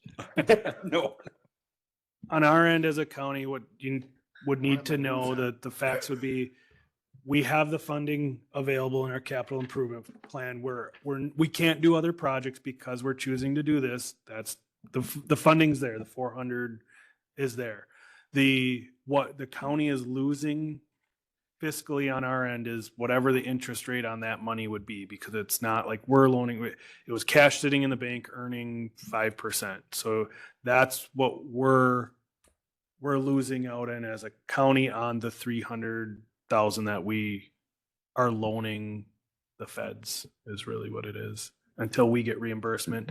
In order to get that reimbursement, we'd have to take 2 years of projects off at some point in the future. So you could choose, oh yeah, we did a big project, we did the T hangar, so in 2027, no project. And then, oh, we need a new snow blower, we need this, we need that, whatever. Projects or infrastructure. It'd be infrastructure projects, got a runway thing. Okay, then in 2030, we want the remainder 150. So it would take time to receive that back. You're giving an interest-free loan to. That was my next question. There's no provision for us charging them interest. No, I would doubt it. I mean, Well, right. If you guys have the cash, then it truly is interest-free, or if you consider yeah, that. because we wouldn't be borrowing. Exactly. but if we borrowed it and the interest that we'd pay on borrowing, can we Charge use them. that? charge No. that against the No, entitlement? that's the thing. If you were to take out a loan for that, you'd get full principal forgiveness, but you would have paid interest on that loan until you paid off the principal, Yeah, and that interest is not reimbursable. Reimbursable. No. So- In the capital improvement fund, do you see any projects, or with dams, you said we used to use it for yeah. dams. Is there something coming in that time period that we're gonna need No. that funding? I'm just trying to We, prioritize between. yeah, we what put got. about $250,000 a year into that through the mechanism that's in place to fill it. We've been hovering about $1 million. We did, like I said, the chiller project 2 years ago. We did the boiler project. This year we did a roofing project. So I don't know of any major projects. Like I said, the biggest one would be if dams had a $400,000 or $500,000 match. It's gonna break down. Yeah, breakdown's not so bad. It's more of the reconstruction of a large project and through your time there after Bob Lepke, we did a lot of those major projects where it was redo a gate or I haven't heard, we did ask Dave Kempen to let us know if there was anything coming, but Dave hasn't mentioned anything significant. no, not that I'm aware of. Job Dam, possibly 10 years out, so. Yeah, see, like I said, we've kind of did the forecasting. We hover around that million. It's in the budget packet. We did increase the cost of this project and it still forecasts out okay. So when's the time to discuss the priorities here? Because Crosswind Runway, if that doesn't get prioritized, it could end up getting closed. Right. So great question, Brian. And I didn't want to add too much confusion into this too early before we kind of got that discussion out of the way. But one other kind of string that gets attached to this hangar project, it's considered a revenue generating project because it's something that the county's going to build and then the county's going to be able to make money off of, which is a great thing. But if you look at this colorful chart again, you see that BOA up at, if we look on the first page, up on fiscal year 2026, they've got in highlighted in red up at the top of that table for fiscal year 2026, revenue generating restrictions. And then they also have that shown on the following pages under fiscal years 2027 and 2028. So that is an FAA policy that if you take their money for a revenue generating facility, you then cannot accept any, try to simplify it, you can't accept funding from them or you can't get funding from them for any kind of mega projects for the next 3 years. And those mega projects are the runways, the taxiways, the aprons, those big projects for the next 3 years after you take, again, any funding that's going to be put towards a revenue generating facility. So that's why we really have the question mark in everybody's minds here as to when you take that reimbursement for the remaining 300,000 is because when you do take that reimbursement for the remaining 300,000, that 3-year clock restarts. So if you were to, in 2027, want to take $150,000 of reimbursement to start paying off that $300,000, you then push your runway project off another year. So the way the plan is put together right now, if you look out to fiscal year 2029, that's when we are showing rehabilitation of your crosswind runway, because that is the first year that you would be out from underneath those revenue generating restrictions. So those revenue generating restrictions would be in place fiscal years 26, 27, 28, assuming that you don't need to go and seek the reimbursement of that $300,000 during those years. So again, that's where it really comes down to prioritization of your projects. And unfortunately, we're in this position. It never should have, none of us should have ever been in this position. And here we are now having to decide between reimbursing yourselves or addressing your infrastructure needs on the airfield. So a question, I guess, for Mike and Brian, because you know the runways too. Can that crosswind runway wait till 29? Because in my mind, the functioning of the airport should take precedence over storing planes that want to come here transient. I'll give you my 2 cents first. I think reconstruction can wait. It needs to be crack sealed or sealed. It was sealed not that long ago though, actually. Yeah, I would agree. And, you know, that's what's really killing that runway is the block cracking that's out there. It's not alligator cracking or anything like that. It's block cracking from control joints back. It was a statewide industry trend back in the 90s. They sawed control joints in those runways thinking that would help control where the asphalt would crack and that it would be better than just having random cracks in your runways and pavements. Your airport and all the many other airports throughout the state, really all of them, during that time who had those projects where the control joints were sawed, it really wasn't a good technique to use. Those joints over time have just fallen in. And so you land on that runway or you taxi down that runway. I'm a pilot. I flew in this morning, and you go down that runway and it's cluck clunk, cluck clunk, cluck clunk at every one of those joints. And if you're driving in a truck, you know, you might think, oh, that's bad, but maybe it's not that bad. Well, you got to remember, a truck's tires are this big, airplane tires are only this big. So you get on it with airplane tires, and it really can wreak havoc and be a concern. So I think, as is being suggested, I think a good maintenance procedure on that runway could easily get it to 2029. Yeah, I would have no concerns with that. I think getting some mastic in those joints would be a great thing to do. The problem with that is, again, now we're having to prioritize projects. There's not really anywhere to potentially find the federal funding to do that, because it's all being put towards these other projects. But there's also been resistance at the FAA to participate in funding crosswind runways. And that's what this runway that we're talking about is. It's a crosswind runway. It's needed when the winds are coming from a different direction than what the primary runway is aligned with. And they're very important. And so we've been helping raise awareness of that.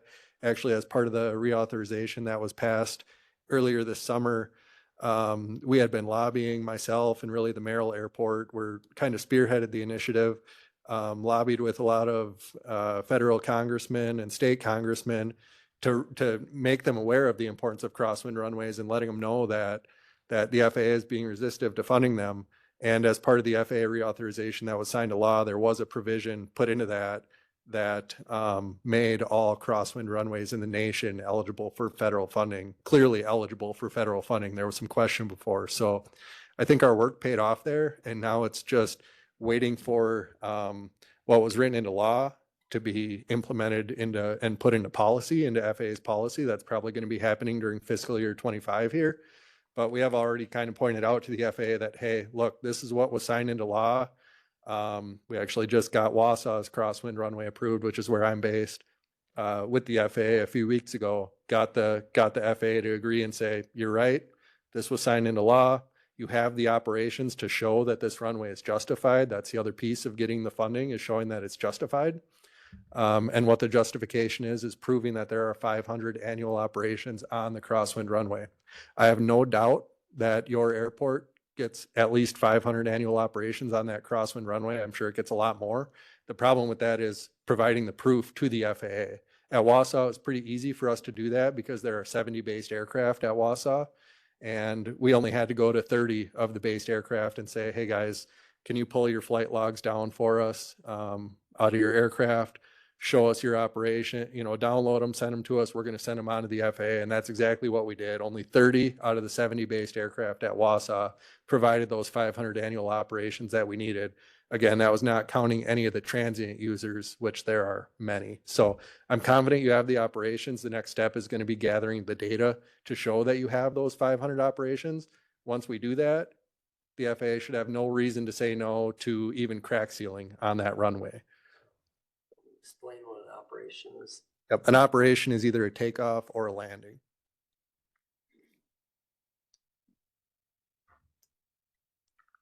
So every time we get one plane, that's two operations. Right. Like Mike said, one aircraft, two operations, assuming they, use the same runway on the same day, which would be typical if they're coming in for the day. So can they add the Does it numbers count for a and touch and go too? Touch and goes do not count. It has to be a full stop landing. So touch and goes are semi-common for training operations. I don't think touch and goes are a good practice to use even when you're training. I think it's better to land, come to a full stop, think about what you just did, how you did it, maybe how you could have done it better, reconfigure your aircraft, taxi back, get as much runway length as you can. There's an old saying in aviation that the runway behind you is no good, just like the gas that you left in the fuel tank at the airport is no good to you. And the altitude that you leave above you when you're flying is no good to you. So those are three things that you should always take in aviation, right, Brian? Yep. So I don't condone touch and goes. So I'd let Mike know that I know you have, I think, one flight instructor that does some training on the field, and that it would be good to talk with him and see if he could avoid doing touch and goes as much as possible with his students. Another thing, when you say flight logs, for recording these operations? Do you have to have the ADSB out?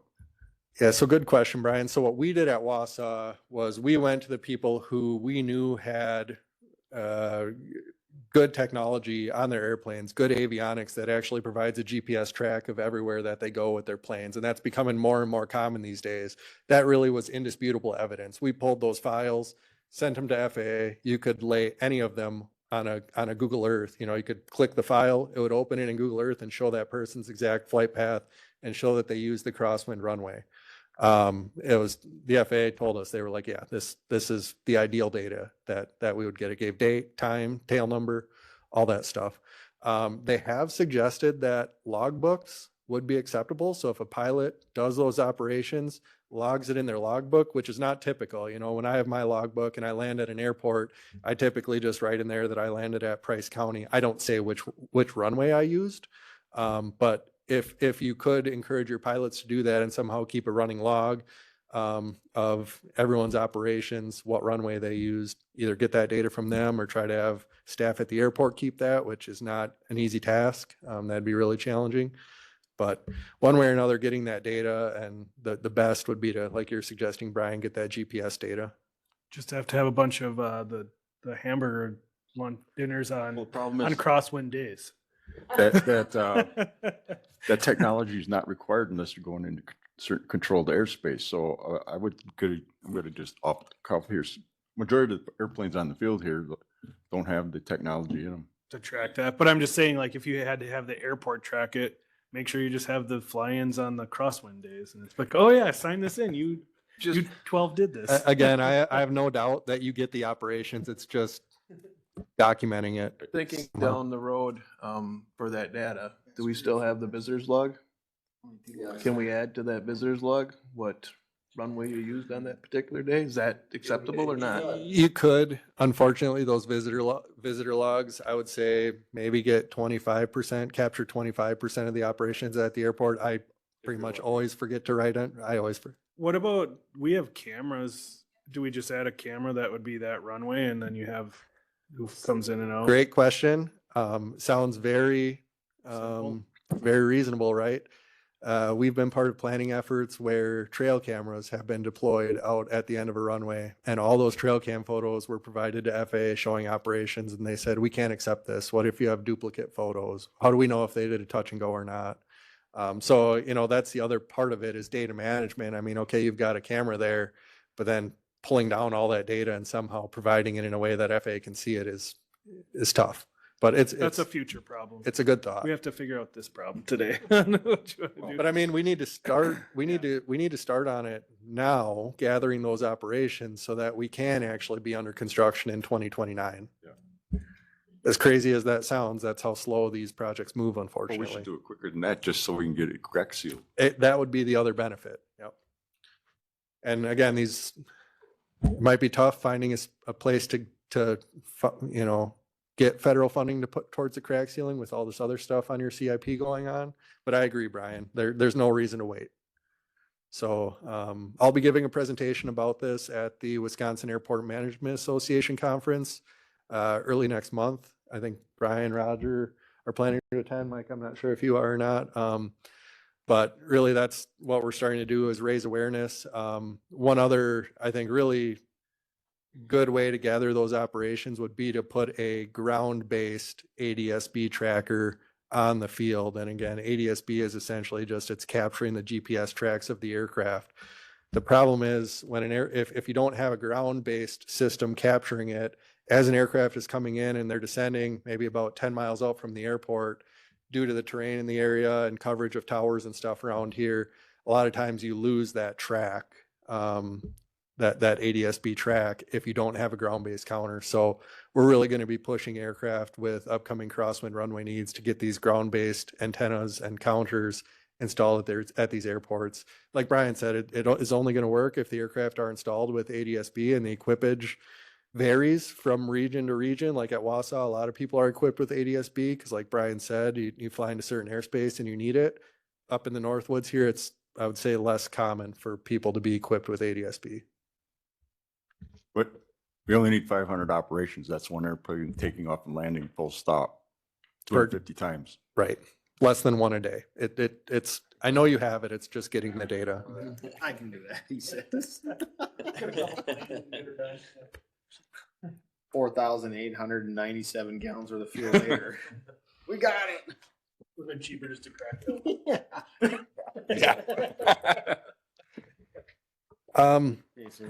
You know, I know we've been going on this for a long time. We're gonna have similar discussions, you know, coming up. If you do decide to pursue that Crosswind Runway project, you look at fiscal years 27 and 28. What the state is showing, since you cannot accept any, you know, large amounts of federal funding during those years, what they're showing is that they would help pay for the design of those projects using state aid funding at I think a 50-50 or an 80-20 percentage, and then use a similar reimbursement, although a lot quicker reimbursement in year 2029 coming up. So we'll have similar coming up in future years about reimbursement type things, although it won't require as much, you know, I guess investment by the county or long-term investment by the county. It would just be more short-term on paper type commitments.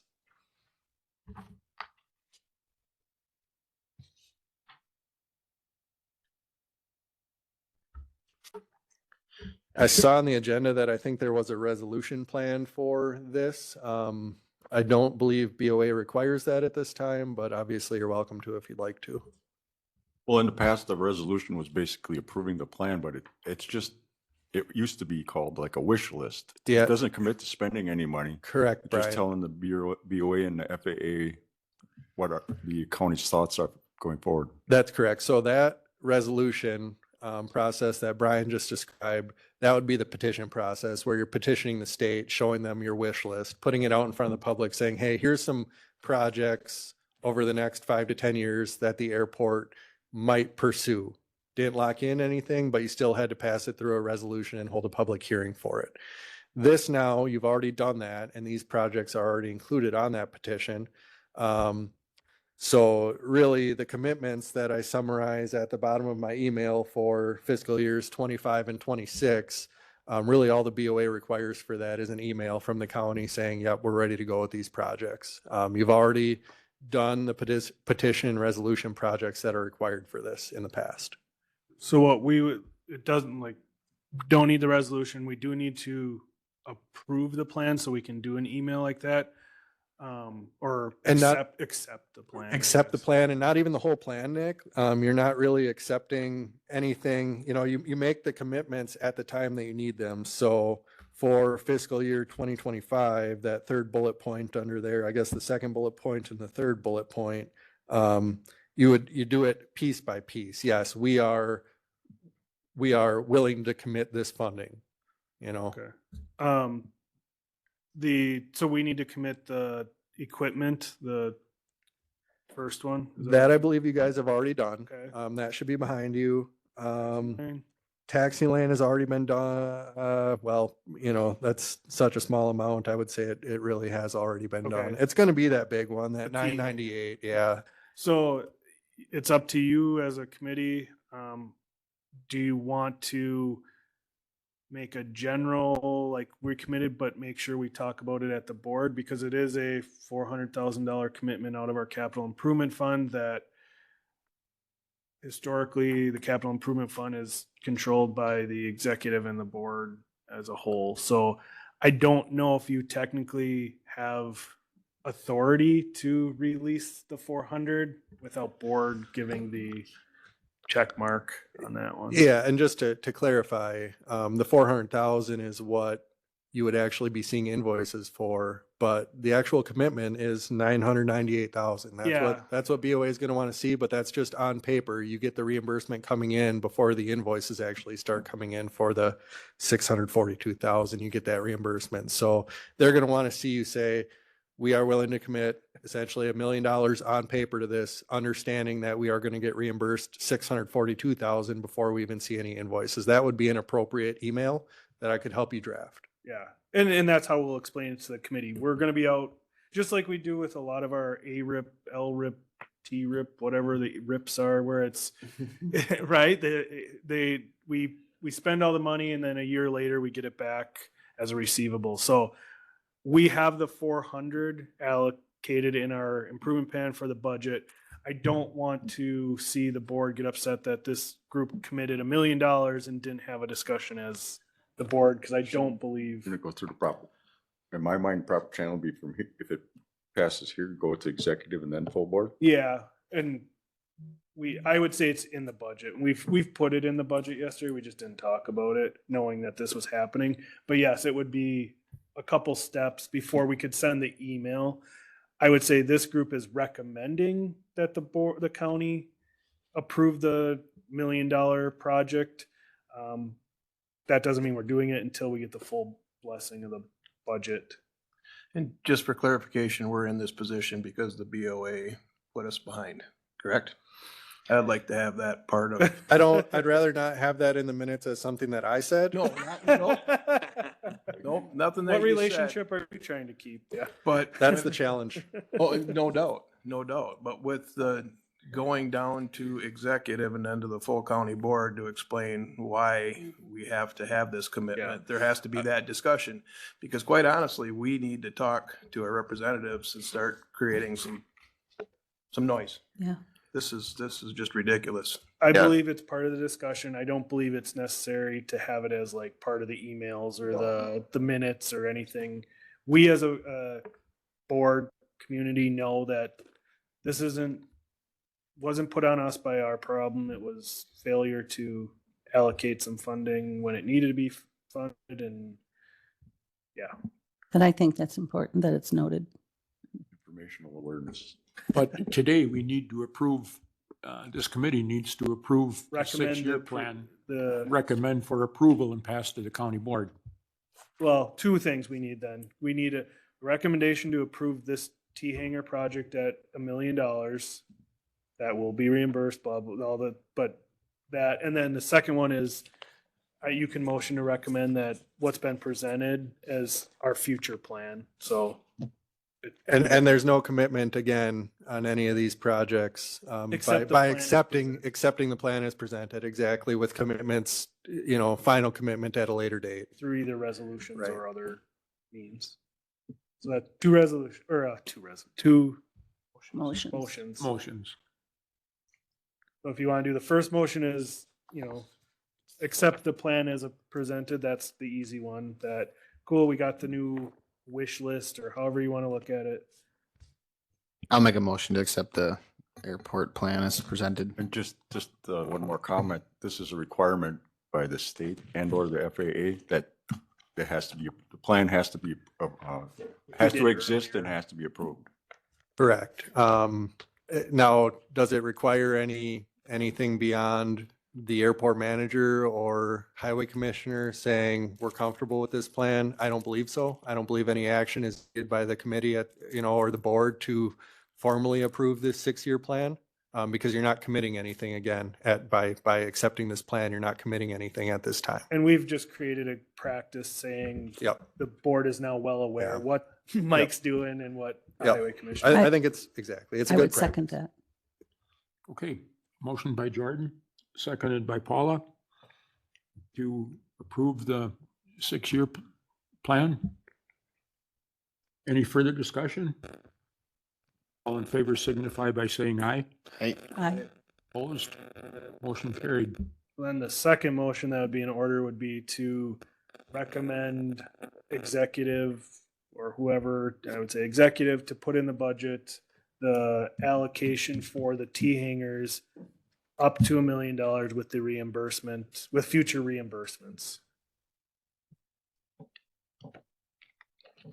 If you want to do the T-hanger project.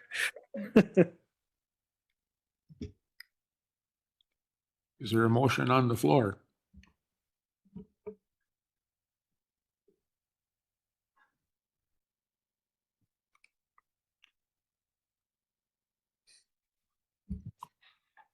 Well, I will make the motion. Is there a second?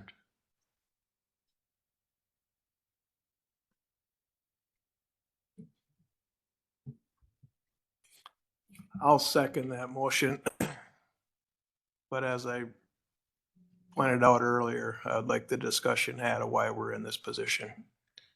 Yep. And this doesn't approve it, this gets it to the board for final allocation of funds.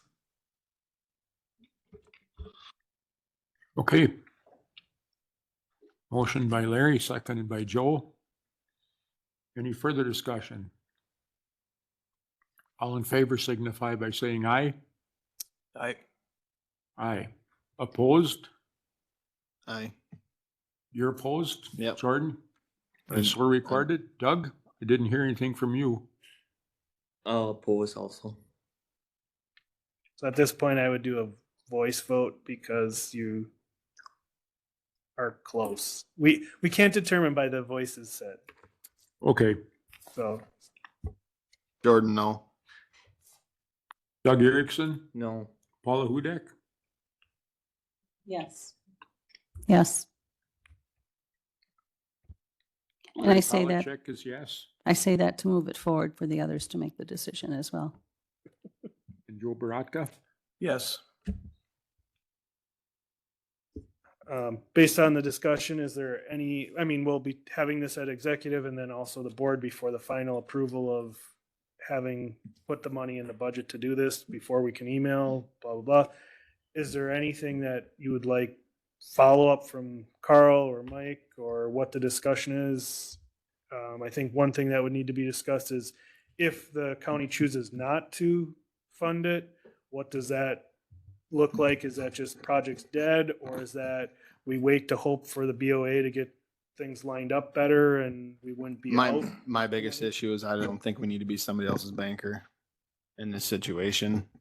The BOA can come up with the funding. I don't think we need to sit on their money I don't think they should sit on our money for them to be able to do a project like this. I mean, that's a lot out of pocket out of our budgets around here in a small community. And it's a real kick in the teeth if something backfires that we're out that kind of money for our constituents. So that's my no for it. So it's nothing against the airport. I said I'm not a flyer, but I understand the need for it if you got people wanting it. But $1 million out the door is a lot of money to possibly not see $300,000+ not come back.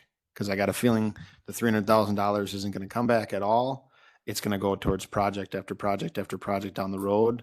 And we're still going to be out that money, whether the answer to that is no or yes at this point in time. So I'm going to say that, and that's done. Question I have is the question I had before. I would request that Roger talk with David at the dams and verify that we don't have anything that's popped up here. Because that's my concern also, is we're in a position and we're in the same position we're in when it comes to highway funding. We're the banker for the state if we don't have snow. We've got millions of dollars of equipment sitting in the shed that's not making a dime for a service we're providing for the state. Yep. And I go back to the same thing I talked about before. We got to start putting pressure on the state to get their act together. You see this in every segment of them, especially since COVID. It is. So that being said, like you said, Jordan, I in agreement with you. But we do have a gem over there at the airport and a lot of people use it, and we do get some economic benefit from it in this county. So thank you. Carl? I guess first off, I don't, disparage anyone who, votes no on this. I'm a conservative person in nature, so completely understand where people's minds are at with that. But one thing I want to point out, to try to make sure that money doesn't get, that you don't spend money towards that project, if it is going to, get pushed off temporarily or indefinitely. We have received our design contract and have started design for the taxi lane that the one taxi lane on the north side that would serve that hangar. We're at about 30% design for that right now. And like I mentioned, we're waiting on our design contract for the hangar itself. I believe the BOA is planning to apply for the bill grant to fund that design in November. That's when the new grant cycle starts for that. So they would apply for that grant to FAA and then turn around and award that design contract to us for designing the hangar. So, you know, I think we have some time, and I think it's worth letting this get fleshed out through the county's process. We'll hold off on taking design any further, and we really already have been, because we don't want to take the taxi lane design any further until the hangar design firms up more. But essentially what I'm saying is I want to try to protect the county from incurring design costs for a project that might not happen. So we'll keep that in mind. A couple other things to point out. We talk about the situation that the county's in with the airport capital improvement plan falling behind. I want to do a little bit of math here. If we look at the most amount of money that the county could have available to itself at any one time through federal funding for this project, to see, okay, what could have been done to make it so that it wasn't $1 million temporary on paper commitment, what could that have been? So you can bank 4 years worth of entitlements at any one time. So that's $150,000 times 4 years. So that's $600,000. And then the bill funding, like I mentioned, I think is coming in about the same at around $150,000 per year. So that's another $600,000. So you're looking at about 1.2 million that would have been available if all of the stars would have aligned, and you could have had 1.2 million available in federal funding to you all at one time. Now that would have, needed the SRE to already have been bought, because you're putting the entitlements towards that SRE. So I guess what I'm trying to say is, under any circumstances, even if this CIP would have been executed perfectly in the past, there still would have come a point where the county, if you want to proceed with this hangar, there would have to be some kind of a temporary commitment from the county with some future reimbursement to occur. That taxi lien, is that considered revenue generating? No. Because of the way you got the timeline, it's putting it in before the hangars are built. Correct. That's why we have it strategized in the CIP for the taxi lane to be funded in fiscal year 2025 by the FAA, and then the hangar to be funded in fiscal year 2026, so that we can slide that taxi lane in. They're actually willing to put apportionment funding towards that taxi lane, which is kind of one of those mega funds that I discussed that you can't get once you're under those revenue generating restrictions. So it's really the best plan that we could hope for at this point with where the CIP is at, and to try to get those stars to align in the future where you'd have the $1.2 million in funding all available to you at one time, would be really challenging, especially with all your other infrastructure needs. The other part of it to keep in mind is this BIL funding that I talked about. Joe had asked about a sunset period on that. This BIL funding is a once in a lifetime opportunity that airports are being provided with. This BIL funding is essentially, again, another $600,000 that's being earmarked for Price County from fiscal years 22 to 26, and it's giving you that ability to put the funding towards the hangar. Those other kind of mega project funds that I discussed from FAA that are available, they are not willing to put those towards hangars. So I'm not trying to pressure anybody, but it kind of is now or never in terms of moving forward with this hangar. If Price County is ever going to have this sponsor-owned T hangar, now is the time to go for it. Would it be prudent, even if the hangars are postponed or delayed or whatever you want to call it, would it be prudent to put taxiway in? Or would that not get approved because the hangar project was put on hold? No, I think you still could, Brian, especially, the taxi lane doesn't necessarily need to serve the T hangar. It could serve other future private hangar sites, Right. which you guys are getting short on right now.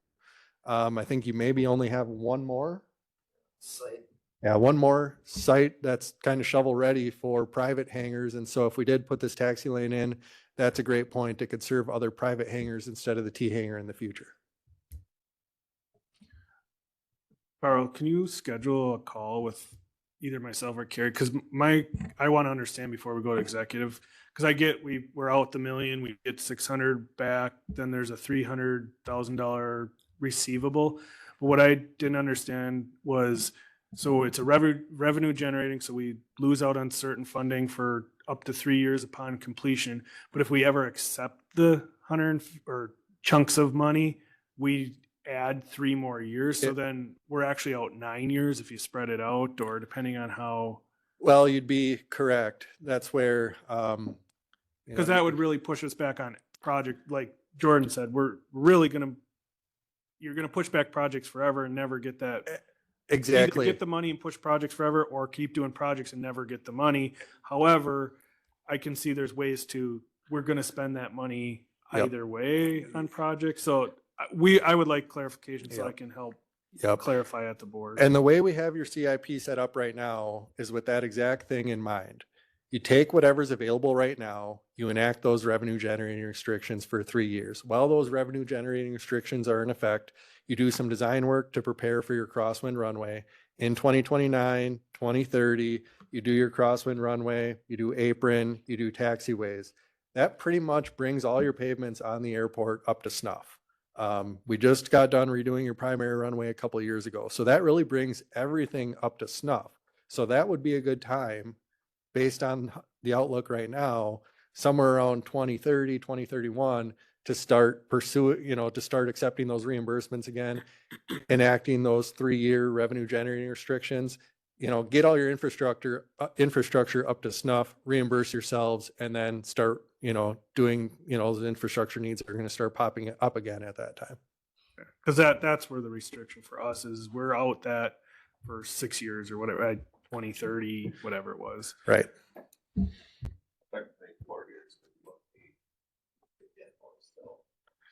So you'd be under revenue generating restrictions 26, 27, 28. Then you do some infrastructure projects, get some of that mega funding, get those projects done, and then either over a 1-year period or a 2-year period, depending on what's available for entitlements, whether it's you have 1 entitlement available, or you have 2 entitlements available, or you get one of yours and one from another airport. It would be somewhere around 2030, let's say, to 2033, or 2030 to 2034 that you'd be back under those revenue generating restrictions because you accepted the reimbursement. Sorry, I know it's confusing. Yeah. I have an 11 o'clock, so it'll still keep going, but I gotta get back to work, so let's move on, please. Are there any other questions for Carl while we've got him here? Happy to come anytime you all need me. We're also working on the Highway D design for the Highway D project with Rogers. So do more than airports as well. So thank you all for putting your trust in us. Thanks, Carl. Thanks, Carl. Do you want to have Carl available if he's available for the board meeting to? I think there's gonna be other people with questions. Whether You executive, can always call in too if it's next Tuesday at 9 a.m. if you're available. I think I'm going to be at Michigan Tech for the career fair. Oh, that's the following week. Actually, next Tuesday, I think I am available. Okay, so we can either send you a link and you can be online for questions, or Okay.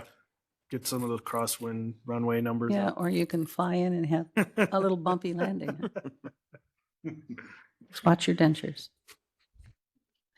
Thanks, Carl. Okay, Yeah. Do have one. thanks, Carl. All right. Thank you. Say hi to Randy if you see him in the Yeah, office. will do.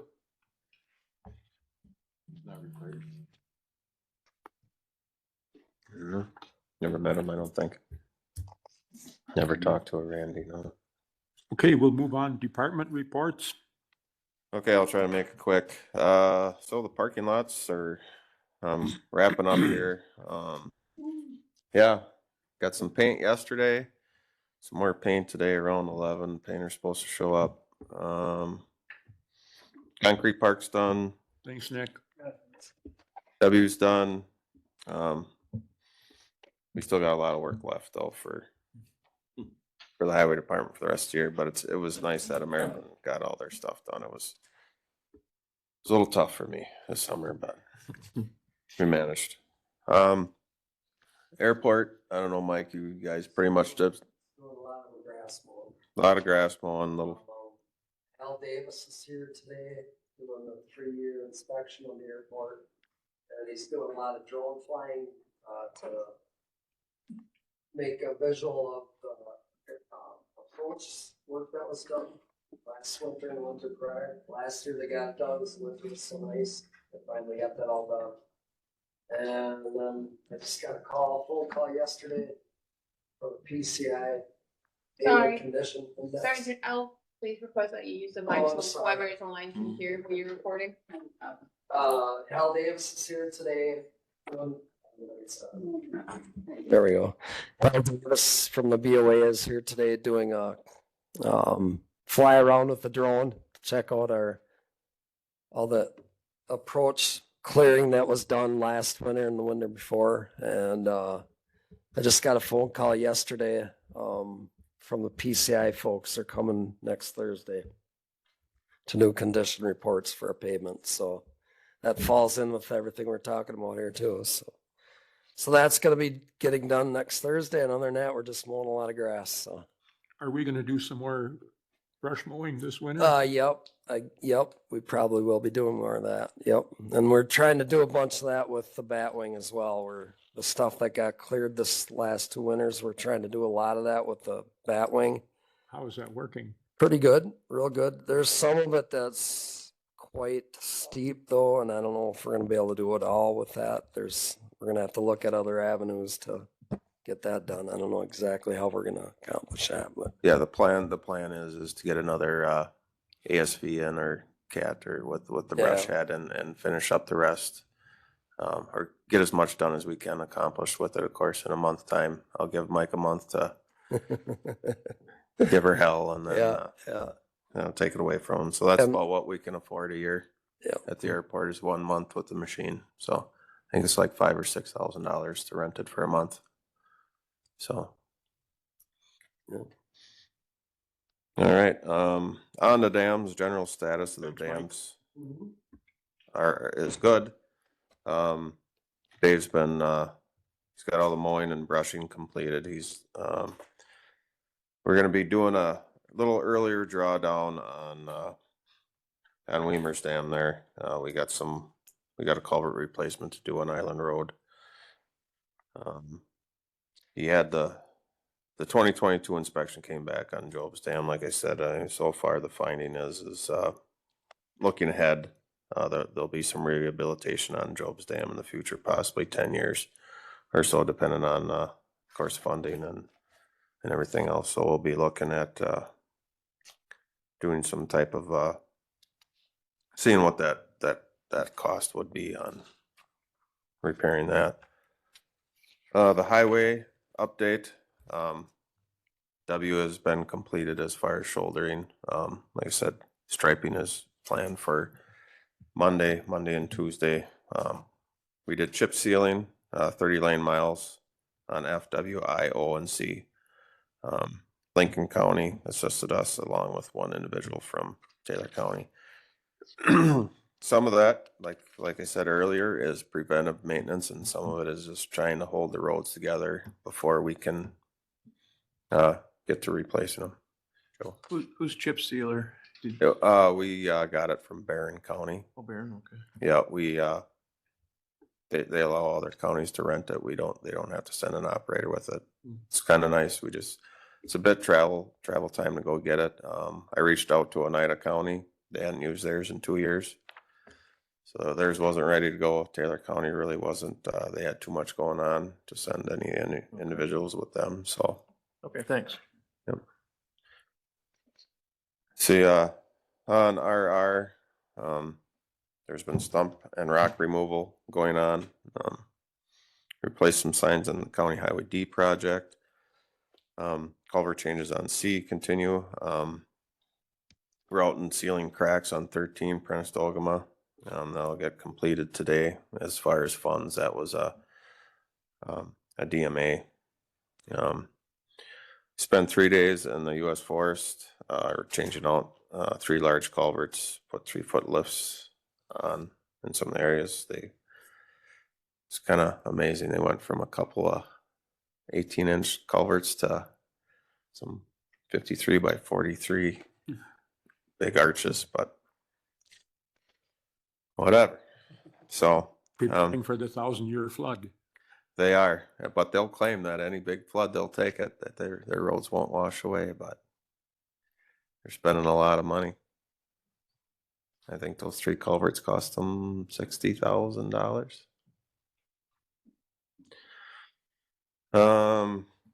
We've been doing some road grading and sod removal on the DNR in the Kimberly Clark Wildlife Area and Spring Creek Wildlife Area. Been boom mowing on O. That got completed and is starting on 8. Shouldered 1 mile Skinner Creek for the town of Elk. Shop update.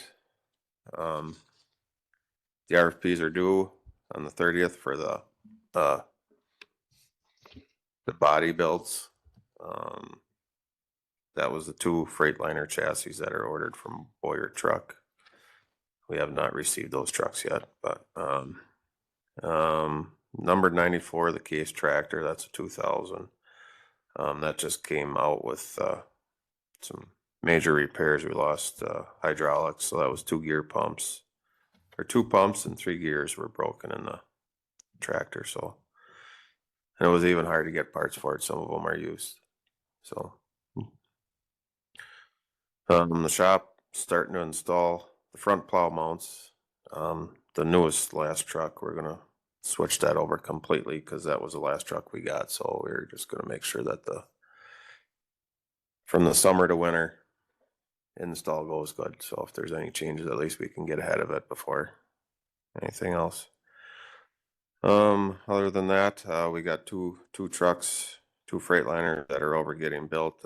Hopefully we'll see it before winter's over with. But and we're still waiting on an F550 that we ordered. So word on if we're gonna get it this year or not. Any other questions on anything? Anybody have any questions for Roger on his report? We probably should take a head count of everybody who's gonna go to the fall meeting. Yeah, so I don't know if we want to schedule a fall road tour in October. I know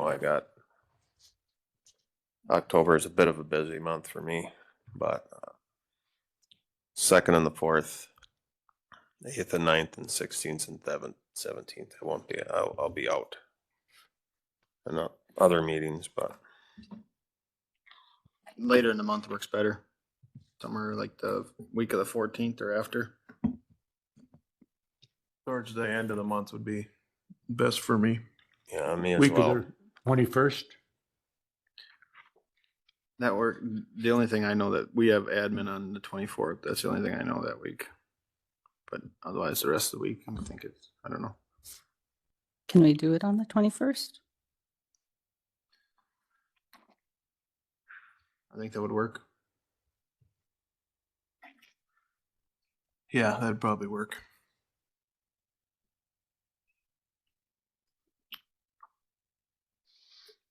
All right, I'll have Jenny send out. I suppose we'll need to get a bar list now because Doug will be busy. I mean, I can drive if we have enough people. That's fine. Yeah, but if we start at, what do you usually start, 7? I can 7:30? schedule around if I have to one day. Okay. I'll have Jenny send out a letter, Okay. email letter to all the county board members.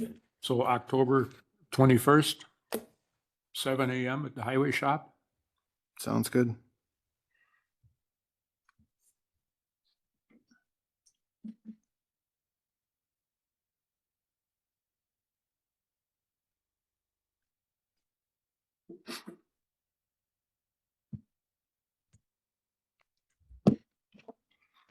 Okay, what's your pleasure on the vouchers, gentlemen? I'll make a motion to approve. I'll second that. Motion by I know, I Doug, saw- second by Paula. It's All in amazing how favor fast America signify gets by them. saying aye. Aye. Opposed? Motion carried. Well, we've already scheduled our next meeting and we're in order to adjourn. One comment I forgot to, so on the D and W project, overall, we came $11,000 little over $11,000 under estimate. So, Oh, now you're saving money? well, $11,000 on $3.1 million is, I mean, it was a pretty close estimate, right? So. not much. You're not getting any closer. Did you go? Okay, I declare the meeting adjourned.